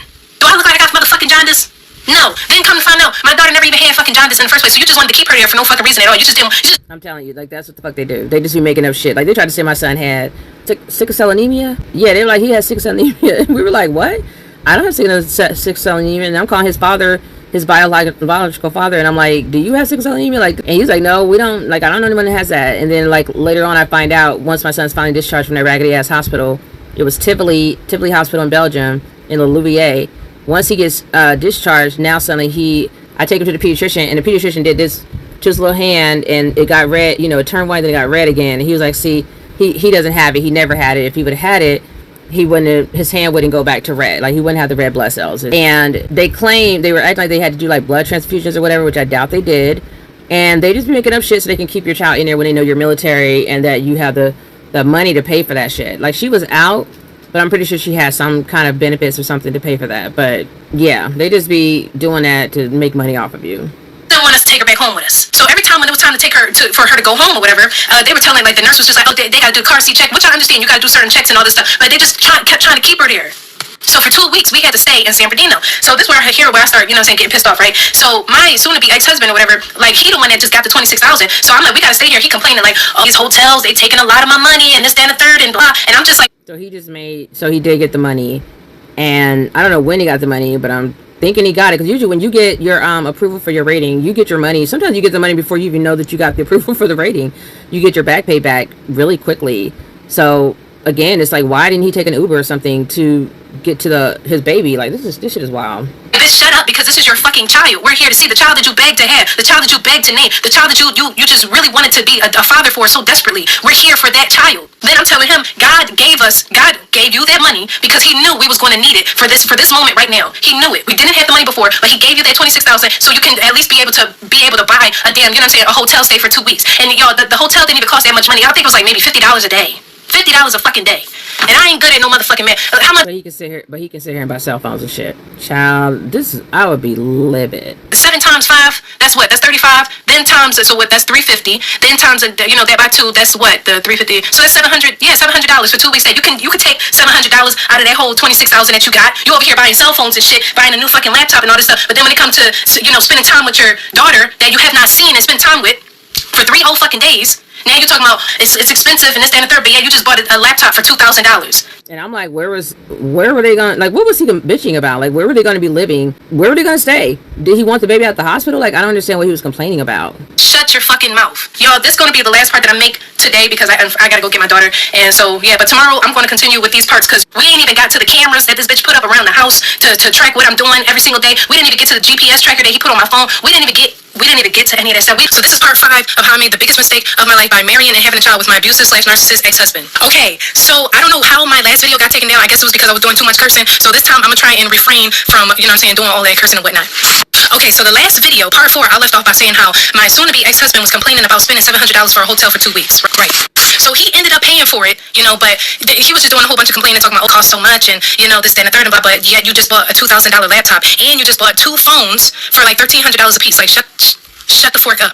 Okay, so now he paid for the hotel and all that stuff. So now at this point, we're back in the NICU and we're seeing the baby. So I don't know if I said this in the last video or whatever, but the nurse, she didn't like us because she thought we was crackheads. So once she found out that we was, military and shit, that's when she started trying to change her whole entire tune, talking about some, yeah, you guys are in the military. I had a great uncle that also served in the military as well. And I'm like, bitch, I don't give a like, I really don't care. Why does my daughter have a diaper rash? And why she got all these bruises and shit like that on her face? Sorry, y'all. Dang. So with that being said, I'm just like over the whole situation and stuff. Like, I'm not trying to cause no, like, I'm not trying to get hostile in there because at the end of the day, I want to take my baby home and I'm not trying to do nothing that's going to, hold that process up because they already trying to keep her for unnecessary BS, basically. So I know in the last video that I stated that when I was in the hospital, the doctors told me when I get to San Bernardino to self-admit myself into the hospital because I still had preeclampsia and I still had high blood pressure. So I remember when we first got to the NICU, we had some newborn clothes, but our daughter was born premature, so we had to go and get some preemie clothes from Walmart. So while I was in Walmart, y'all, while me and my soon-to-be ex-husband was in Walmart, I remember seeing like the little blood pressure cuff thing that they have over in the pharmacy section, and I was just like, yeah, I should really check my blood pressure because I remember feeling dizzy all the time. Like every time we would go walking and stuff, like I was still like walking around, but I didn't feel at my full capacity. See, he can't. So he has the money. He could have taken an Uber to Walmart, and he should have been doing all this. She should not have been running around doing any of this shit. She just had a baby. She could literally fucking pass out, even if she didn't have preeclampsia. You lose a lot of blood when you give birth. She should not have been in those Walmart anywhere. Like, she literally is stressed out, just drove 3 hours to get to this other hospital, just gave birth, has to, provide milk for the baby, got to breastfeed, which is a lot of energy and a lot of work. She's got a lot going on, and he's literally just like no kind of help right now. Like, I don't know why he couldn't get an Uber and go pick the baby up a few outfits and come back. Why is she even out to begin with? Like, and they told her when she got to the next hospital to get checked in for her preeclampsia because she was still suffering from it and they needed to keep an eye on it. So I don't know why she was even running around anyway. Like, my mom did it and she ended up back in the hospital because she started hemorrhaging, losing a lot of blood. I tried it after I had my child. I was like, I'm going to the mall. You just be happy to like not be pregnant anymore. And then my feet were like swelled, like they looked like the size of a tree trunk. They were huge. Like my ankles, everything was swelled up, and it just wasn't something I should have been doing that soon after having a baby. And people just think I can have a baby and just get right back out there and it's like, yeah, you can, but it's not the best thing for your health. So with that being said, I checked my blood pressure, y'all. My blood pressure was 175, and I'm not a doctor, but the top number was 175. That stuff was high as I had never seen. Like, I was like, whoa, like that's crazy. So after that, let me rewind back. So when we first got to the NICU, the nurse who thought we was crackheads, she said to us like, yeah, so since y'all here or whatever, can one of y'all change the diaper, or do y'all know how to change the diaper because we're both first-time parents? So my soon-to-be ex-husband was like, yeah, I already know how to change the diaper. So since you would think that since he knows that I'm already feeling weak, and then I just had to drive 3 hours to get us there to the NICU or whatever, you would think that he would change the diaper because he already knows how to change the diaper, right? No. So tell me why this ninja gonna tell the nurse or whatever, like, yeah, I already know how to change the diaper, so she can change it. She needs to learn. So y'all, mind y'all, at this time, I'm just so grateful to God that like I'm back, I'm reunited with my daughter. So that did, tick me off or whatever, but I just kind of ignored that whole thing because I was just so, so just happy and thankful to be in the presence and stuff and feed the baby. And then after that, we would burp her, do everything we needed to do, and then we would, leave, go, do whatever it is that we need to do, shower and all of that stuff or whatever, and then we would. So at some point, I just kept feeling like dizzy, weak, all of the above, and I kept having it in the back of my mind, like, you gotta go to the doctors. You have to, go and make sure that your blood pressure is good while you're here. You need to stop putting that off. So then, at one point, I was telling my soon-to-be ex-husband, like, yeah, I still need to go and stuff like that, but I'm kind of scared that they, you know what I'm saying, that they're going to admit me into the hospital. So after I tell him that, he's like, I think that you're fine, and this, that, and the third, I think you're fine, and, you know, whatever. So I ended up, you know what I'm saying, telling him, like, no, I'm going to just go because they told me I need to go. Like, it's really important that I need to go and make sure everything's okay. And so I did. Y'all tell me why, when I went to the hospital and stuff, they had to emergency admit me into the hospital because when they checked my blood pressure, it was 165 over. I don't know, because I'm not a doctor. I don't remember the bottom number, but it was like astronomically like high. Like it was insanely high, y'all. All the nurses stopped what they was doing to come and tend to me and help me, like basically put me on magnesium. If anybody been had preeclampsia before, you familiar with being on magnesium. But they had to hurry up and hook me up to machines, put an IV in me, do all this stuff. Like they basically, like I was about to go at any given moment. So I'm just so glad that I went when I did, because who knows, you know what I'm saying, what happened to me. Yeah, narcissists do not care about your health, so that's just another reason why I'm like, getting married is not the end all. I feel like she's literally telling my story because I got pregnant by my ex and I basically started having a miscarriage, but I was like, the blood was like, it was like I was basically bleeding internally. So he was like, oh fine, my stomach was hurting, I'm bent over, I'm like, I think I need to go to the emergency room, I think you need to take me to the emergency room. You trying to tell me I'm fine. I go there, finally I go there. My blood pressure, I think, was dropping, and they were basically saying, like, I could have died. Like, if I wouldn't have came in when I did, I could have died. So, yeah, narcissists do not be caring about your health. And he was the same way with his mom, and his mom passed away. It's like, they don't care about anyone but themselves. So, they don't care about anyone but themselves. So, of course, he's going to be like, oh, fine. When he was sitting right there, probably ordering phones, when the doctors were telling her to go to the next hospital in San Bernardino and get herself checked in and looked at because she still had preeclampsia, but they knew that she needed to be with the baby, too. At the same time. And the crazy thing is, to me, I'm just wondering, like, why they didn't transport her with the baby, like keep the mom and the baby together. And you know, especially because she still needed to be in the hospital herself. So I think that's kind of strange they didn't do that. So the whole time while I was in the hospital, whatever, I can't, you know what I'm saying, drive or do nothing or whatever because I'm admitted into the hospital, right? So then while I'm in hospital, it's basically all the responsibility of taking care of the baby and stuff is left to my soon-to-be ex-husband. Okay, keep this in mind. So while I'm in the hospital, I'm talking to him on the phone and stuff, and he just kind of like, just keep on complaining, y'all. Just keep complaining. He gonna have the nerve to say, I'm just so tired because I have to walk back and forth from the hotel and this, that, and the third, and blah. I'm not gonna go see the baby this, you know what I'm saying, this time. I'm gonna see her later, and you know, so I'm just not gonna show up because I'm just so tired of walking. So mind y'all, we found a hotel that was super duper close to the hospital. Like the hotel was so close to the hospital, it was 3 minutes driving and 10 minutes on foot. That's how close we were to the hospital. So he just kept on complaining and stuff, and I'm just over here like thinking to myself, like, I'm not gonna let him stress me out because at the end of the day, when you got high, you know, BP or whatever. Now if he was any kind of real partner, he would have flown her family in if they couldn't afford to fly in. Like, she needs her family there. Narcissists, like I just said, are not good at taking care of other people. So I'm not surprised that he's whining and bitching and complaining. I remember when we first had our 10-year-old, my ex, he was bitching a lot. He didn't even work. Like, I was going to work, he was staying at home with our newborn son, and he would just be bitching. And then, like, we did that so that we could save money on daycare costs. He had a businesses that he was running, but they were like passive income basically for him because he had hired truck drivers to do the driving, and he had a trucking company. So he basically was the better parent to be able to stay home. He was the best option. I would say the better parent. Obviously he was not, but he was the better option to stay home with our son. And he complained. It's like, this is the child that you were so pressed to name after your dad and so pressed to, you know, have, and, you know, I want a son, and you got your son, and now you're whining and complaining because you have to change diapers and take care of him because I'm at work. And I used to have to come home for my lunch to make sure our son was being properly taken care of because he was like whining and bitching so much. I was like really worried about my son's safety at that time. Like, is he eating properly? Are you changing his diaper, etc.?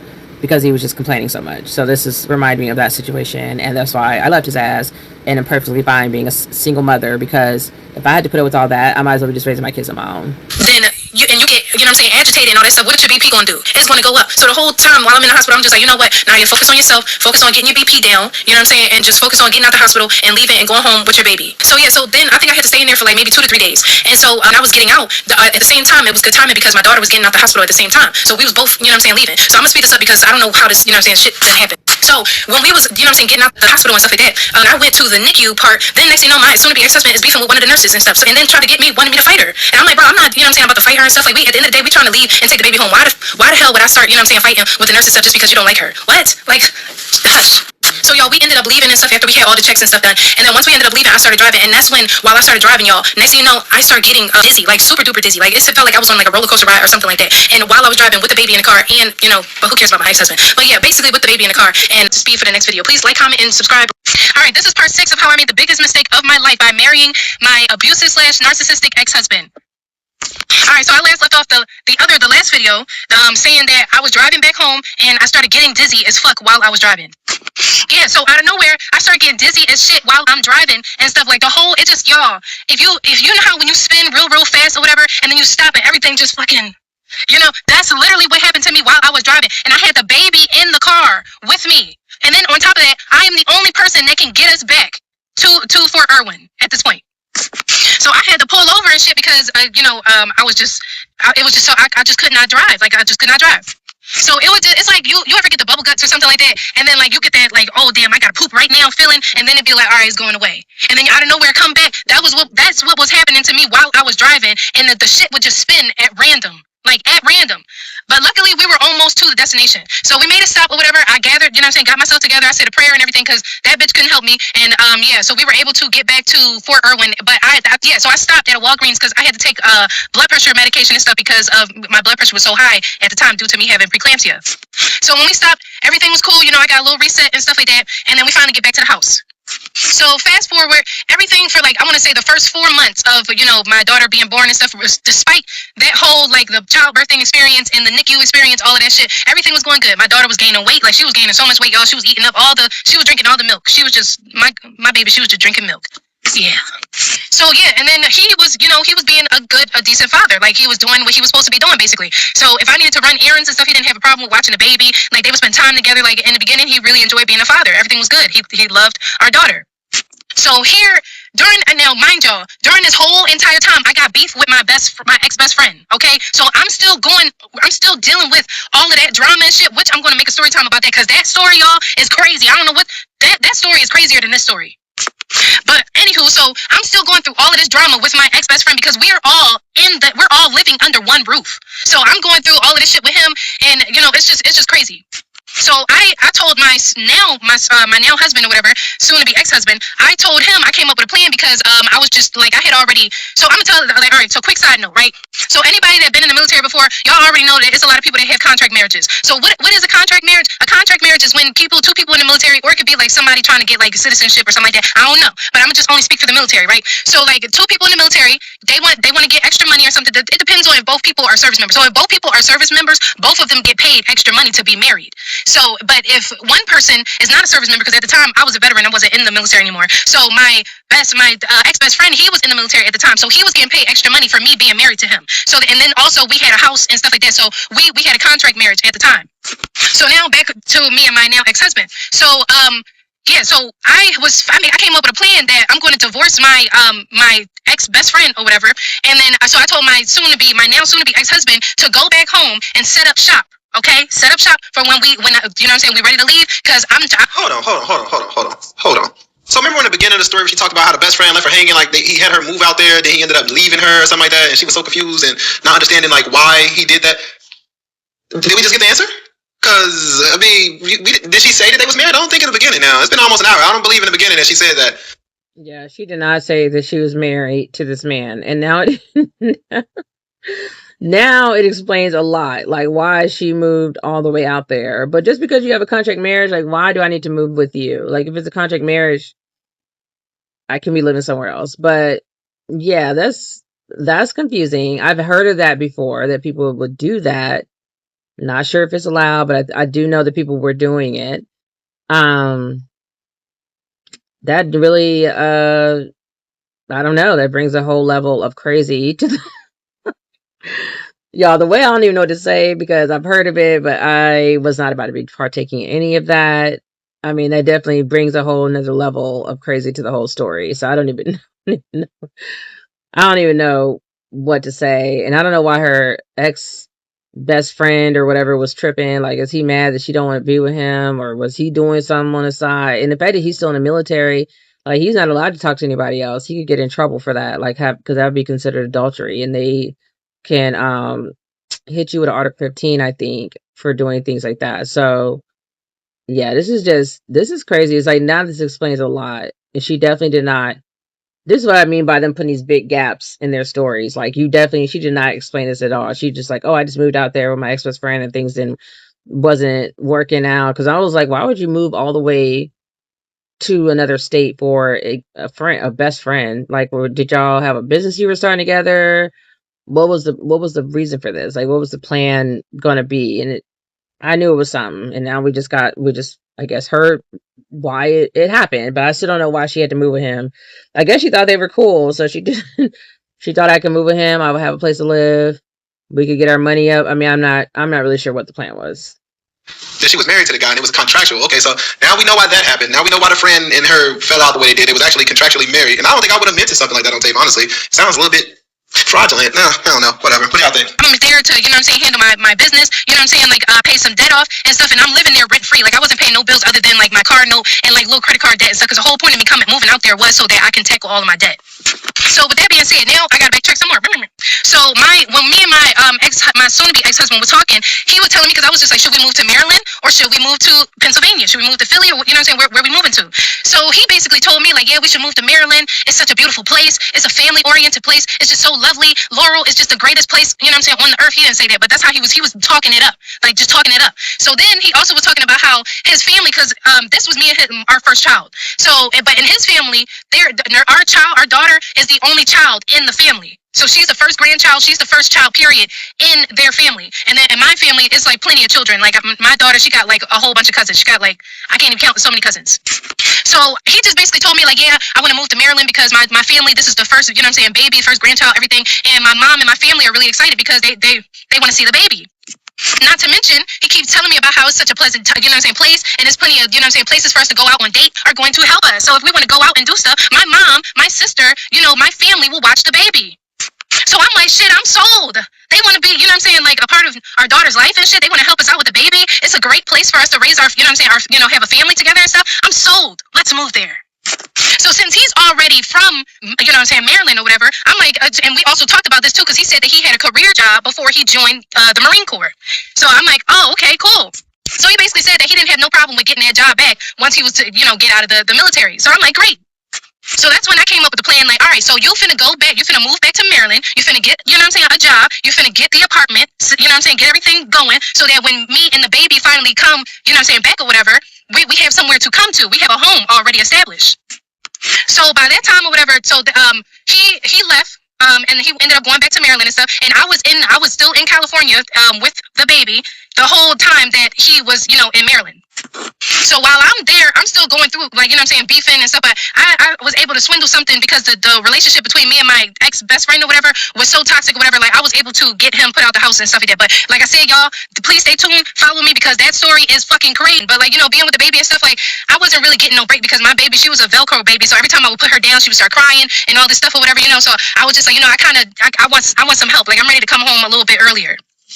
So y'all, that's what I did. So when I told him that I was coming home earlier, mind y'all, oh shit, let me tell y'all this. So mind y'all, I'm gonna make it quick because the video almost over. So mind y'all, while he's in Maryland or whatever, he's staying with his brother, his stepbrother, and while he's doing it, he's telling me about how he's spending all this money, and he's like, yeah, we've been going fishing, we've been doing, look at the fish that I caught, look at the fish. Y'all, I'm about to start my part 7, so please stick with me. I'm not Carolyn, and we were planning to move me and the baby and all this money on fishing equipment, and showing me these little ass fish that he was catching. Y'all, I'll be laughing at this story myself. All right, so he was calling me, showing me these little ass fish. I guess. All right, hold on.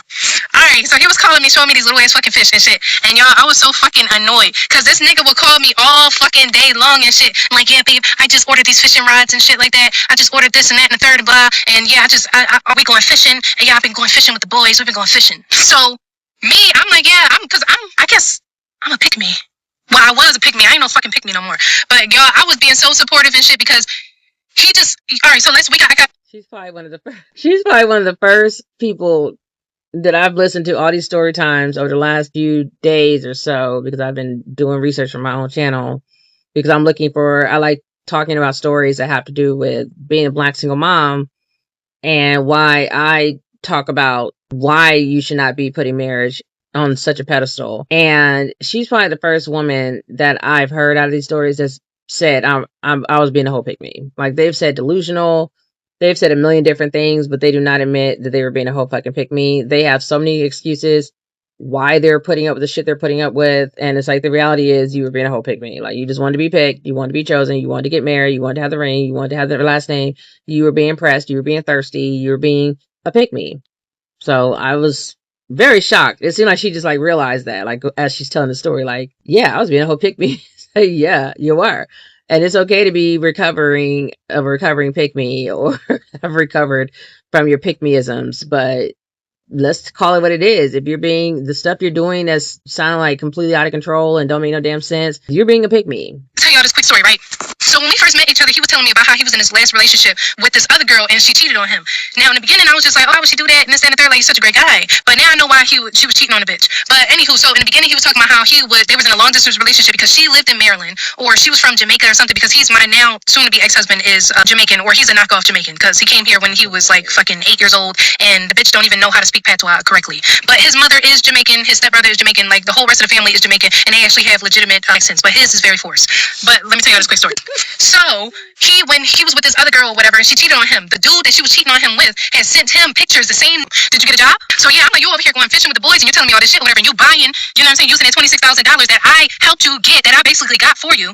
Did you get a fucking job though? Did you do any other things on the to-do list? Did you get a job? Did you start looking at apartments and stuff? Like, what are you doing? Besides, you know what I'm saying, being on your stepbrother's couch and shit and going fucking fishing and showing me these dumbass fish. So then, next thing you know, he would be like, I'm going to get a job. I'm going to get a job. Like, he getting annoyed with me because I'm asking him, is he getting a job? Because, nigga, we, like, you know what I'm saying, we supposed to be moving to Maryland and getting a place, like, you know what I'm saying, if you ain't got no job and you ain't got no fucking, you know what I'm saying, started looking at apartments and stuff like that, we need somewhere to, when we leaving from fucking California and shit, I need to put an address, you know what I'm saying, in for the destination where we're going to be arriving to. So, what are you doing? So, I guess he was getting annoyed with me, which I don't give a fuck about. It is what it is. So then, yeah, like he just kept continuing telling me about, you know, going fishing and all that shit, whatever. So yeah, y'all. So he ends up getting a job at this place that he used to work at. It was like a nursing home or something like that. And apparently he was working at the nursing home as a maintenance man because apparently he knows how to fix shit, which he really don't. He don't know how to fix shit, but he was a maintenance man. So then this nigga it's like every time when like a problem would be solved, like before he was complaining about the military, right? And I'm just thinking like, all right, so once he gets out of that situation, he's gonna stop complaining. Every time he get out of one situation where he's complaining about something, he bring up a new topic that he's gonna complain about day in and day out, y'all. Day in and day out, he will bring up a new fucking gosh. So when he got to this job or whatever, right? He got the job. They started him out working, like, you know what I'm saying, getting $20 an hour. Now, mind you, he's getting that money. So when you're on VA disability, you're allowed to work and still get your disability at the same time. So you know what I'm saying, which is great. So apparently he gets his job working at his old job or whatever that he had before he joined the military. So while he was working there, it's this, I guess the maintenance director or whatever was this older white guy, and he just had a problem with this man. So he said that when he started working his job or whatever, the maintenance man was basically like micromanaging him, and then like, you know, like basically it was a lot of tension on the job or whatever, you know, just like a whole bunch of stuff. And apparently the dude, he was a weirdo and shit, but he just kept complaining about this dude every fucking day. Like he was just complaining so much, y'all, just so much. So then I guess I don't know what happened exactly or whatever, but he was able to get the maintenance man fired. Like, well, I guess the maintenance man was under investigation and he ended up quitting because he just ended up quitting because the man was about to retire anyway. So he just ended up like saying, fuck this job, I'm, you know, finna do whatever it is that I want to do.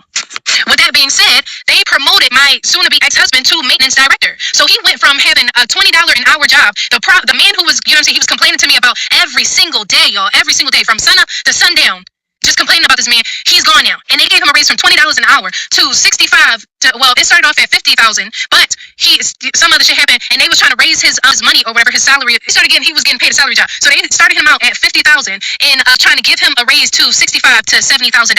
But before I get into that story, I gotta tell y'all about how I had to move back to Maryland. So at this time, I'm still in Maryland or whatever, and I know deep down she hate his guts. Why is she talking about his accomplishments as a failure, bro? Let me tell y'all something about management, bro. I've actually been in entry level and I worked my way up to management, and I've done it for years. They don't just hand that position to anybody. Like, yeah, he probably got fired, but they opened up the position for another person qualified to do the job. Now, I thought she was about to describe a bum, but it really seems like he just had it all going. You were just saying, like, go get a job, you ain't working, you ain't doing nothing, you bum. Then he gets the job, and he gets a promotion. It seems so far to be a valid crash out, so I'm not gonna judge you.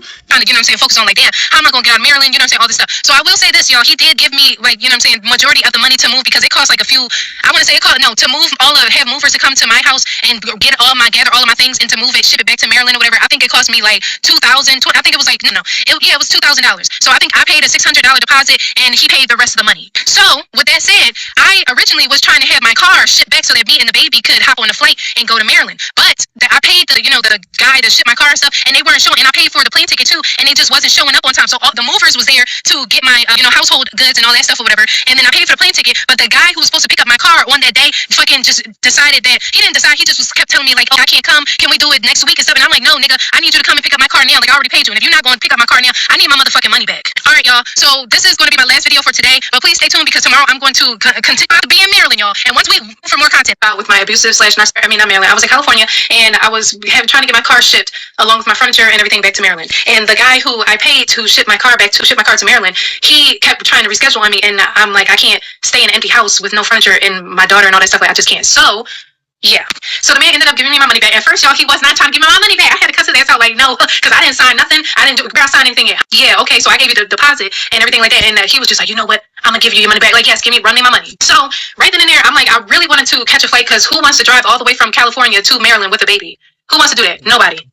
But unfortunately, since he was able to move my car, like take my car in time, I had no choice. So therefore, I, ended up having to drive back home with the baby. So at this point, our daughter is like, I think she's maybe like 5. No, she got to be like almost 9 months old. So she's almost 9 months, and I'm just like, bro, how am I going to drive back all the way back? And she's a Velcro baby, y'all. She's a Velcro baby. So I'm just thinking to myself, like, damn, I really need some help. I'm going to need help. So my babies actually do good in long car rides. Babies tend to like car rides. You'd be surprised how well they actually do in a car. I had to drive my son from, I think we drove from Virginia to we were in South Carolina, I think, or North Carolina, one of the two, I don't know, but he did really well, surprisingly. He was just back there. I would give him fries to eat because he was like, I think he was like a toddler, so he was eating table food and he would have his little milk and we would stop and change a diaper if we need to, but it wasn't that bad. It wasn't as bad as I thought it would be. That being said, who did I call? I called my soon-to-be ex-husband, and I tell him like, hey, they're not able to take the car and stuff because he did, send me the money for that as well. But I told him that they're not able to take the car, so I don't know what to do. Like, I have to drive back. That's literally the only option. So at this point, he was able to land the job. He was able to go back to his old job, which I was telling y'all earlier. But yeah, so he was able to get his job or whatever. But he was telling me that because I asked him, I was like, yeah, can you come out here and just basically because y'all know that he can't drive, y'all. So all I was asking him to do is I needed him to help me, not help me drive, but just be. Why he's catching fish, he should be getting his license. What are we doing? You're from Maryland. I'm assuming your expired license is from Maryland. So do you need to take the test over again because it expired? I mean, you're now back in the state where you got your license originally. Let him tell. I don't even know if he really had a car license ever or driver's license ever. But what's stopping you, if you did, from getting your license now and driving? Get a car. You have the money. You have, you're back in your state. You don't have an excuse. The car with me in case the baby start crying or she needs to be changed or she needs to be fed, anything that she needs or whatever, just be here so that we don't got to pull over and stuff like that. We could just continue to keep driving. So here we go, y'all, with excuses. So this man started telling me just got this job and they're not going to let me leave and this and the third, and I just started working. So I tell him you had that job before. You already you have a relationship with these people because you worked at this job for some years. So I'm pretty sure that if you told them, yeah, you just moved back to Maryland because you got out the military and you have a wife and child that's still in Maryland that you need to go and bring them here. I'm pretty sure they would have been able to be like, okay, yeah, go. You know what I'm saying, dude, go.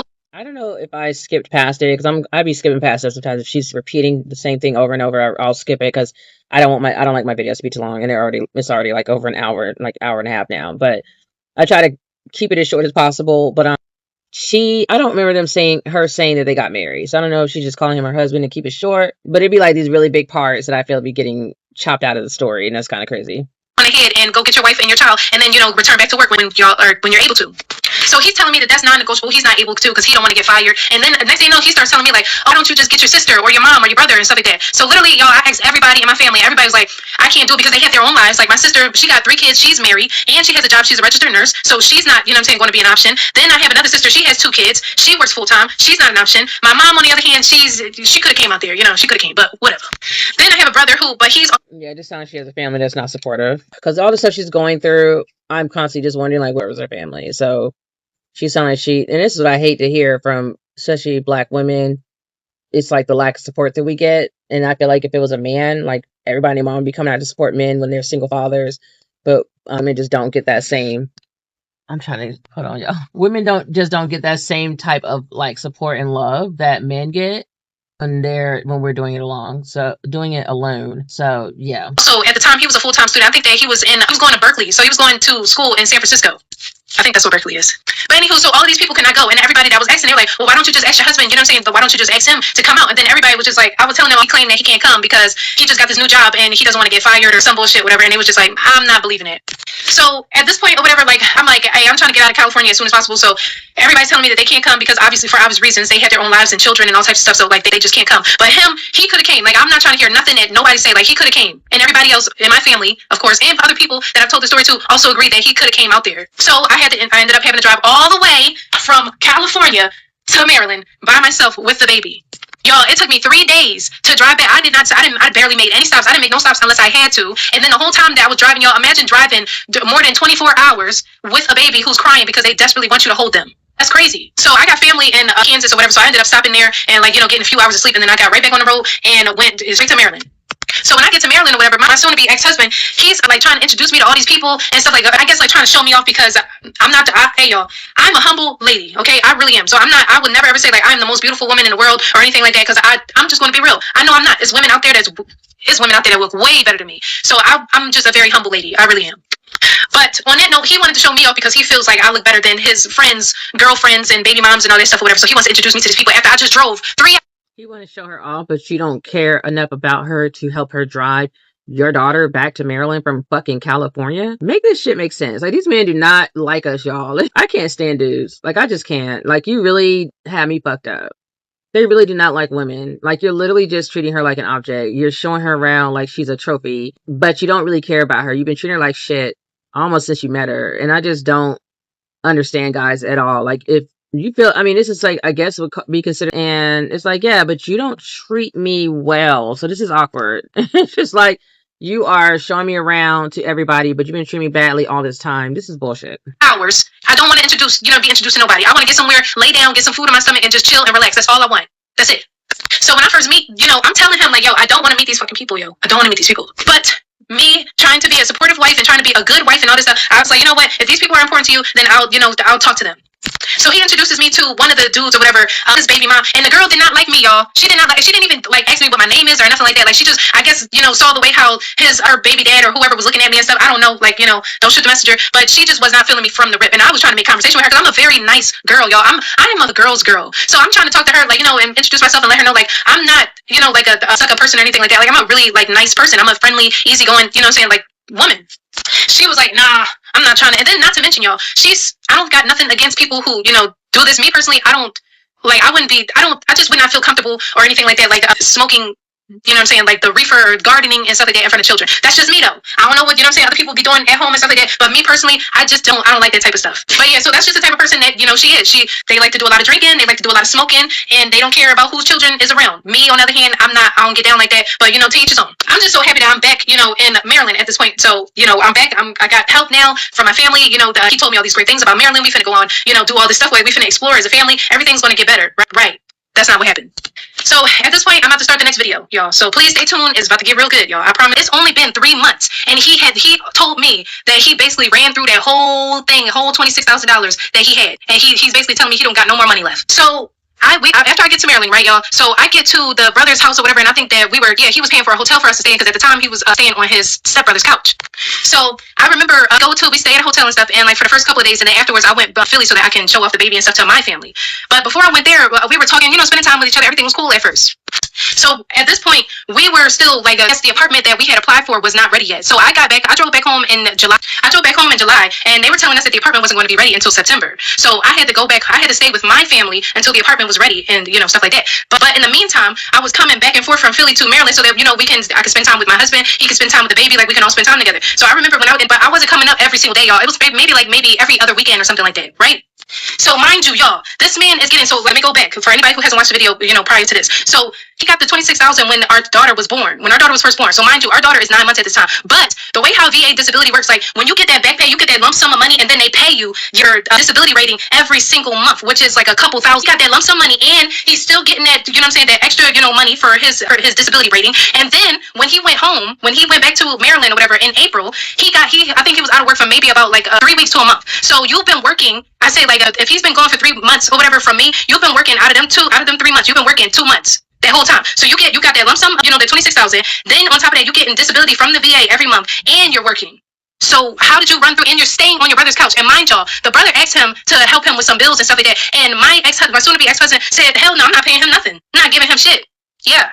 So with all that being said, you're not paying no bills at the brother's house. You're sleeping on the couch, right? Only bill that you're paying for is maybe your cell phone bill, and that's literally it. You're not paying, and maybe student loans. You're not paying nothing else. So where the hell is all this money? He doesn't have a car. So where is the money going? Is it going to a woman? Are you a gambler? Are you on drugs? Where's the money going? Where's all your money going? You got the money coming. You had that money, the $26,000. Then you got the money that's coming every single month.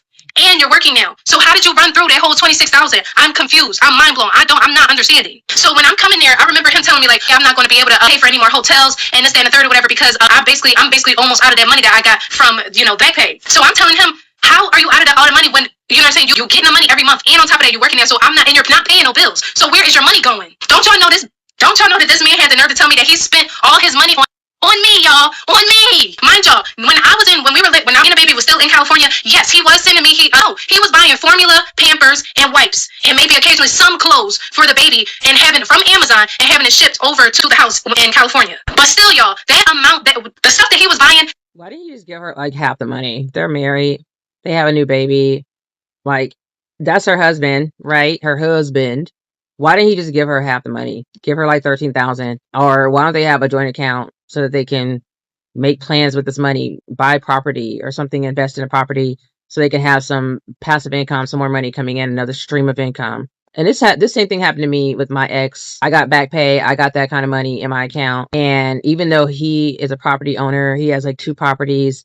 And also his dad left him a house, so he has 3 properties, but he bought 2 on his own that he rents out, supposedly. He would not help me rent a property, like learn how to rent properties or whatever. He wouldn't help me get into that. So that's just a narcissistic thing. Like, they're just very strange, always trying to control you and not really trying to help anybody but themselves. That shit don't add up to no goddamn $26,000. And you was only gone for 3 months. So how are you, where did your money go? Something not, you put 2 plus 2, come on now. It's not adding up, y'all. It's not adding up. Where did your money go? So at this point, he's mad at me because I'm asking him, questioning him as I should. Because you know what I'm saying? Like, majority of the moving, like the shipping of the car, yeah, you did pay that $1,500 money go. So at this point, shit, I'm just gonna shut down now. So every time I ask him a question or anything like that, I catch him in some shit, I catch him in a lie, then he's like, I'm sad. I'm gonna stop talking now. Yeah. Okay. So yeah. So that happened or whatever. So I'm at that point because I feel myself getting worked up. So. Woosah. But yeah, so after that, or whatever, like I was just like, hey, like, it is what it is, because I was so mad about that. Like, how you just, like, you really got to be terrible with money, terrible. Like, and I'm just thinking to myself, like, I don't think that I could be in a relationship with somebody who just makes terrible decisions like that. Like, you got that money, like the money just be burning your hands. Like, you don't know how to hold on to no money at all. You just, as soon as you get it, you just gotta. I want to buy this VR headset, and then you play with it for a couple of days, and then afterwards you don't use it no more. But right there, that's that. You know what I'm saying? $400 or however much it costs. Then on top of that, you know what I'm saying? Buying all these gadgets and all these electronics and shit that cost all this money, and then you're not using it. So you at all, and then you want to know where his money went, y'all? Take a wild guess. Fishing equipment, y'all. This man bought all this. So remember what he was telling me about? Yeah, I'm going fishing, babe. I'm going fishing. Yeah, he spent thousands of dollars on fishing equipment, fishing rods, fishing backpacks, fishing lunch boxes, like just everything fishing. And does he go fishing to this day? No. He gave all of that fishing equipment away to the dude with the baby mom who will be smoking and drinking in front of the kids and stuff. That's who he gave all his shit to. All right, y'all. I'm about to start the next video, so please stay tuned because we already in Maryland. Please support my content. Thank you and follow me. First, I was on his side. I was let him do his thing, let him buy his little fishing equipment. So what? It's his money. You feel what I'm saying? He better do what he want to do with it. But giving it away after paying thousands of dollars for it, that's where he lost me at. You could at least got a donation credit for it. So I understand her frustration when it comes to that. Here's my question. She also received. My thing is, they should have invested the money into some kind of a business, property, some business, food truck, whatever. That's the first thing I have an issue with them because they are not young. They're like in their 30s or close to 30 or whatever. The second thing with the fishing equipment, it's like, yeah, it's no problem with you spending that kind of money on that. But like, are you going to invest that into like flip that into some type of like a channel on YouTube showing you fishing, like have some content so you can make some more money? Like, I'm just thinking like, how are you making this money flip into something more? That's what I'm wondering. Even that benefit check every month. And don't she as well not have any bills to pay? I could have sworn she said in the beginning or somewhere in the middle, because she admitted at the end, slipped up and said that, getting an additional $2,000, $3,000 off the VA. I know some people on that shit too, so I know they be getting a few bands off that for real. 4 bands for real every month. But I digress. They had kids. Pretty sure it's 3 or 4 bands. Where's her money? Like, where's your money? Why are you always in his pockets when you getting the same thing? Now, I could be wrong. I could have missed the fact that she said that she was no longer getting disability checks. I could have well have missed that. It's been a long series. I think she's spending her money on her and the baby. Like, I don't think that he is covering nearly as much because she always has a baby with her. And I don't know what percentage she's getting, because it's not always thousands of dollars. So I don't know. She's never mentioned her percentage rate that she's getting, but but they're now trying to move to this, and she said she was going back and forth between Philly and Maryland. I'm pretty sure he wasn't paying for that. So yeah, it's like, I don't think she's getting that kind of money. And he's working. I think she's being a stay-at-home mom right now. because she has to stay with the baby all the time. So I don't know. I'm not really worried about her money. I would be. I mean, she hasn't received $26,000, so that's what I would be like, where is the money? Like, I'd want to know for sure. That money shouldn't even be getting touched, honestly, because neither one of them seem to really be paying bills like that, and they are getting a monthly check. So why is the $26,000 being spent on bullshit to begin with? Like, why isn't at least 20 G's in there still, or some 15,000 something? It's been a long story time. Let me know, messy family. Am I tripping? I'm just trying to get a little understanding. That's all. But let's continue listening. Okay, y'all. So this is part 10 of how I made the biggest mistake by marrying and having a child with my abusive / narcissistic ex-husband. All right, so I last left off the video that my soon-to-be ex-husband spent $26,000 on fishing equipment, fishing rods, and fishing lunchboxes, and he doesn't use any of that shit to this day. He wasted all of that money. He just blew it all. So by this time or whatever, I'm just like, man, I'm trying to keep my family together. I'm trying to just, like, at this point, I'm thinking, like, maybe I can change him. Maybe, with, like, as long as I'm here and, here to, like, not watch him, but, like, like, to help him make better decisions or whatever, maybe, like, eventually he will change and, become the grown man that he, supposed to be. Did that happen? Hell no. That did not happen. No. So at this point, y'all, I'm like, shit, I gotta get a job or whatever, because I'm still trying to get, so me personally, y'all, when I move into a house or like an apartment or anything like that, I want to make sure that I have everything that I need, like, up front, so I can be comfortable and accommodated as soon as possible. So with that being said, I know that, like, at this point, in order for me to, make sure, I need to get a job. So while I was back in Philly or whatever, I ended up getting a, like, a little quick job, like working at Amazon and stuff, like delivering packages and stuff, right? Okay, listen, we don't judge. So with that being said, when I was in Philly or whatever, and even when I was in California, my ex-husband used to call me all the time, and I used to be like thinking to myself, like, oh, he loved me so much, but really he was just calling to keep tabs on me, y'all. Like, just calling to keep tabs on me. So he would be on the phone with me, y'all, for hours. Like, I'm talking about all day. If he could be on the phone with me for 24 hours, he would be on the phone with me all day long. He want to make sure that it's just me and the baby, ain't nobody else, in the picture, in the background, none of that shit. And on top of that, so remember how when I was giving birth or whatever, and he got the 26,000, he asked me, like, yeah, he told me, he didn't ask me what I wanted as my push gift, because I would have said something else, like, maybe pay a bill, or, my credit card debt that I had at the time. I'm one of those type of people. I don't care about, like, bags. I mean, I do like nice bags. I do like nice clothes. But me personally, I care more about getting out of debt. That's my number one. Once I take care of my debt and all that stuff or whatever, then I feel like I can splurge on things that, I enjoy and make me happy. But until then, I'm trying to, pay off debt. So instead of him asking me what I wanted as a push gift, because I would have told him, and I'm saying, like, pay this credit card bill, pay it off. Instead, he decides that he wants to give me a cell phone. And at first I was thinking, like, oh, that's sweet, because I did need a new phone. Tell me why from the beginning, y'all, he put, like, not a GPS tracker or something, but, like, he had it where he could see my location everywhere I go. I guess, like, since it was under his name, it wasn't like, how you do, like, text messages and stuff like that, and you could share your location with other people. It wasn't like that. Like, it was like where my phone, a technical, like, genius, or, like, with technology and stuff like that, so I didn't know how to take it off. But in the beginning, I was just like, it's not a problem, because, he's my husband. I had his location, he had my location, and I trusted him, and I just, assumed that he trusted me. So when I started working for Amazon or whatever, like, because I want to buy furniture, I wanted some, nice furniture, I wanted some nice stuff. I'm confused, like, how she's working in Philly. Like, she has so many gaps that I'm just so lost. Like, I'm exhausted. So I started working at Amazon, and I remember, like, he used to purposely be on the phone with me, because, y'all, what they say about them warehouse jobs, y'all, that shit be true. That shit really be true. So when I got to Amazon, all the dudes was on me. Everybody was trying to talk to me. Everybody. And I'm not gonna lie, y'all. It was some fine ones, at Amazon. But I didn't end up talking to them or nothing like that, because at the end of the day, I have a husband, and I don't really care. I can look at a man and be like, oh, he's fine. But I'm not gonna be attracted to him, because at the end of the day, I care more about, like, your personality and all that stuff or whatever. And that's probably why and how I got myself into this situation now, because I should have cared about more than just the connection and shit like that. I should have cared about other things other than just that. But I digress. Yeah, like, he didn't like that shit at all. So he was tracking my location. He was, like, just basically, like, stalking me from Maryland, basically, pretty much. So after working at Amazon or whatever, I had only been working at Amazon for a week before I got hurt on the job, and I had a workman's comp case. Okay, so keep that in mind. So by this time, it's time for us to move into our apartment, because it's September, the end of September. So by this time or whatever, y'all, I had like I had a slip and fall at Amazon while I was delivering the package. So my knee was messed up, both of my knees was messed up, and my back was messed up at the same time too. But by this time the apartment is ready and stuff like that, so I had left that job, and I, going to therapy and all that stuff, whatever, to support my workers' comp case and all of that stuff. But I was doing it from Maryland. So y'all, despite him spending all of that money and stuff like that, or whatever, I'm not gonna lie, it just felt good to be back around him and stuff, because like, at the end of the day, I love my husband, and I'm not going to sit here and say that I don't love him, because at the end of the day, I wouldn't have did all of the things that I did for him, so far, if I did not love him. And when you love a person, like, sometimes even though they do you dirty, it's kind of hard to just, erase all of those feelings that you have with a person, especially when you have a child with them. Like, it's very hard. So with that said, when we moved to Maryland and stuff, and all that, everything was good for the first couple of months and stuff like that, and then until I started noticing a few things, right? So with the job that he had working at the nursing home or whatever, I used to have to take him, because, y'all, he can't drive. So I used to have to take him and the baby, and by this point, our daughter is, like, almost 1 year old, and she's chunky. Like, but, what I'm saying, a cute little chubby little baby, But mind y'all, I got hurt on the job, so my back is messed up and my knees are messed up. So now we back on the driver's license topic, where I'm asking him, like, hey, because I had to, like, in the morning, I would wake up at 6 o'clock in the morning with him, and then he would be talking about that man that he don't like or whatever from sun up to sun. Y'all, he used to call me while he's at work to talk shit about this man, and I used to be like, oh God, like, please stop. Like, but I never told him that because, like I said, I'm trying to be a supportive wife and, you know, or whatever. To drive to his job, drop him off at work, and then I would drop. If anybody's familiar with the ground, because it's a fat car, but I'm like, I'm trying to do all that stuff, or whatever. So I was trying to, like, you know, pay down the cost. Video is about to end, and I'm just gonna post, you know, tomorrow, and stuff is gonna come up. Okay, hello, y'all. This is part 11 of how I made the biggest mistake of my life by marrying and having a child with like some kids, because I got hurt, and I was basically begging him to get his driver's license so that he can drive himself to and from work, and just so that I didn't have to, you know, take our chunky little baby out of the car and stuff, because it was hard on my back.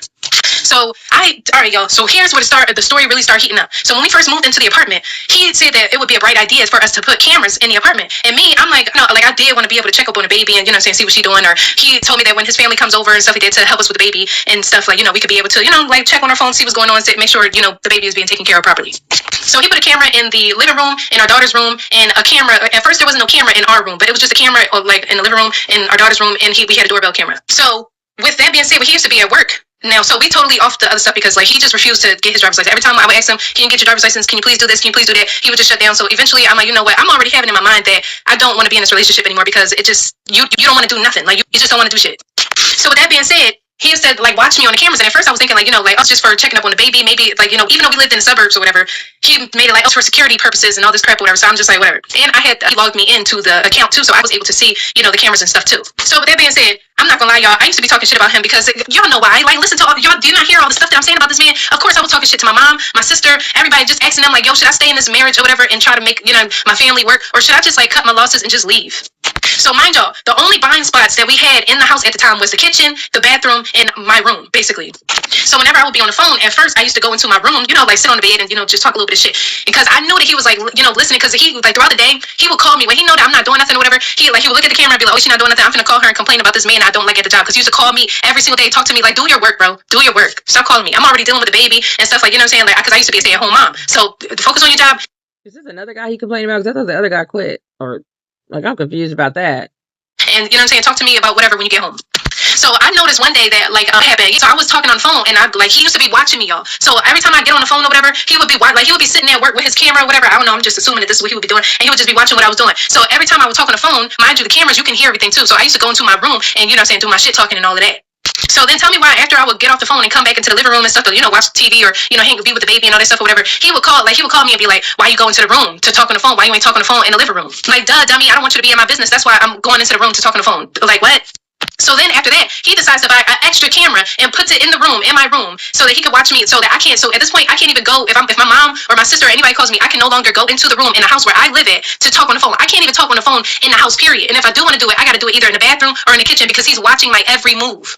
Mind you, at this point, and then when I leave the house, he has a tracking device on me, like on my phone. So it's like you're tracking my whereabouts, you know where I'm going. Not that I have a problem with that, but at this point, it's becoming like I'm with a stalker, like, you know. So then I would tell my family about it, like, yo, he's putting up all these cameras and stuff, like, you know, it's really getting out of hand at this point, and it's really making me feel uncomfortable.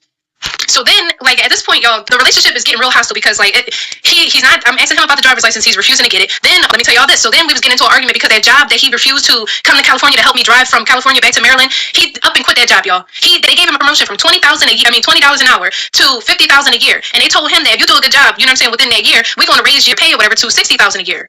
Y'all, as soon as he went through the whole process, but all the interviews and everything like that, and then once they told him, yeah, you're the director of maintenance now, that's when he decided, yeah, I'm not showing back up to work no more. I'm just not going to come. So then, at that point, they're like, no, because they're desperate. So they're begging him to come back to work. They were calling his phone. His mom worked at the nursing home as well. So they were harassing his mom, like, when is he coming back? Did he know what happened to him? Like, we didn't really need him. Then they even got to the point where they started calling me, asking me, leaving messages on my phone, like, where's he at? Can he please come back? We just want to talk to him. So then they put a job posting up saying that, like, basically they were trying to, like, you know what I'm saying, he could have negotiated with them for a higher, you know, salary. Because when they put up the job posting on Indeed, they said that they was trying to pay somebody $65,000 to $75,000 a year. So I'm like, yo, they're desperate. They really want you to come back. You can negotiate, like, tell them, like, hey, I don't like the conditions or whatever, but I'm willing to come back if you guys, you know what I'm saying, raise my pay. He said no, he don't want to do it. But you know what he did do, y'all? Tell y'all, I'm trying so hard not to cuss. This man left that job. He quit that job to start working at this horse racetrack, getting paid $14 an hour. And y'all, he still works there to this day. He still works there. Yes. I'm not knocking it though. I'm gonna tell you why I'm not knocking it. Because at the same time, it's like, I'd rather do something I love at this point. You gotta think about it like this. He's already getting $3,000 to $4,000 a month. It doesn't really matter how much, you know what I mean, like, he's making now, because he get that flat check every month. I don't know how that works overall. If some of you want to explain that, if you've ever been in a program, is that like a forever thing, or is it just like, you know, for a temporary time? Like, I really don't know. Let me know in the comment section. But he is getting that money forever, for the most part. Like, they can depending on what disability is, they can reevaluate you and bump your pay down or take it away if they feel that you said something fraudulent or whatever. But for the most part, it's forever check. And to some degree, I do agree with Curtis. I do think you should do something you love instead of just being somewhere for money, because that ain't never gonna work out. Like, he's complaining a lot at that other job. He obviously didn't like it. Money is not everything, and definitely doesn't buy you happiness. So I feel like if he's happier at his $14 an hour job, then let him be there. He's still making money. He's still getting his disability check. So he's able to still cover the bills and take care of the daughter. So I don't really see an issue with that. What would you have done in that situation? $14 an hour. So you left a job that was paying you, that just gave you a raise to $50,000 a year and possibly more, to go to this job working, smelling horse shit for $14 and some change an hour. So hell yeah, I was mad. So you're not trying to get your driver's license. You quit a job that could have been, a career job or something for you. You quit that job to work at a damn horse racing, a horse track job or whatever, a jockey club, making $14 an hour. So yeah, I was heavily heated. So at this point, we're arguing and stuff, and I'm basically telling him, like, I'm not, me personally, y'all, every woman, and I don't know if this is every woman, but me personally, I'm always, like, trying to be on the up and up. I don't want to be living in apartments for the rest of my life. Like, eventually, I'm going to want to raise my family in a house. I want to buy a house. I want to have a home. I want to take trips with my family. Personally, I'm always, like, trying to be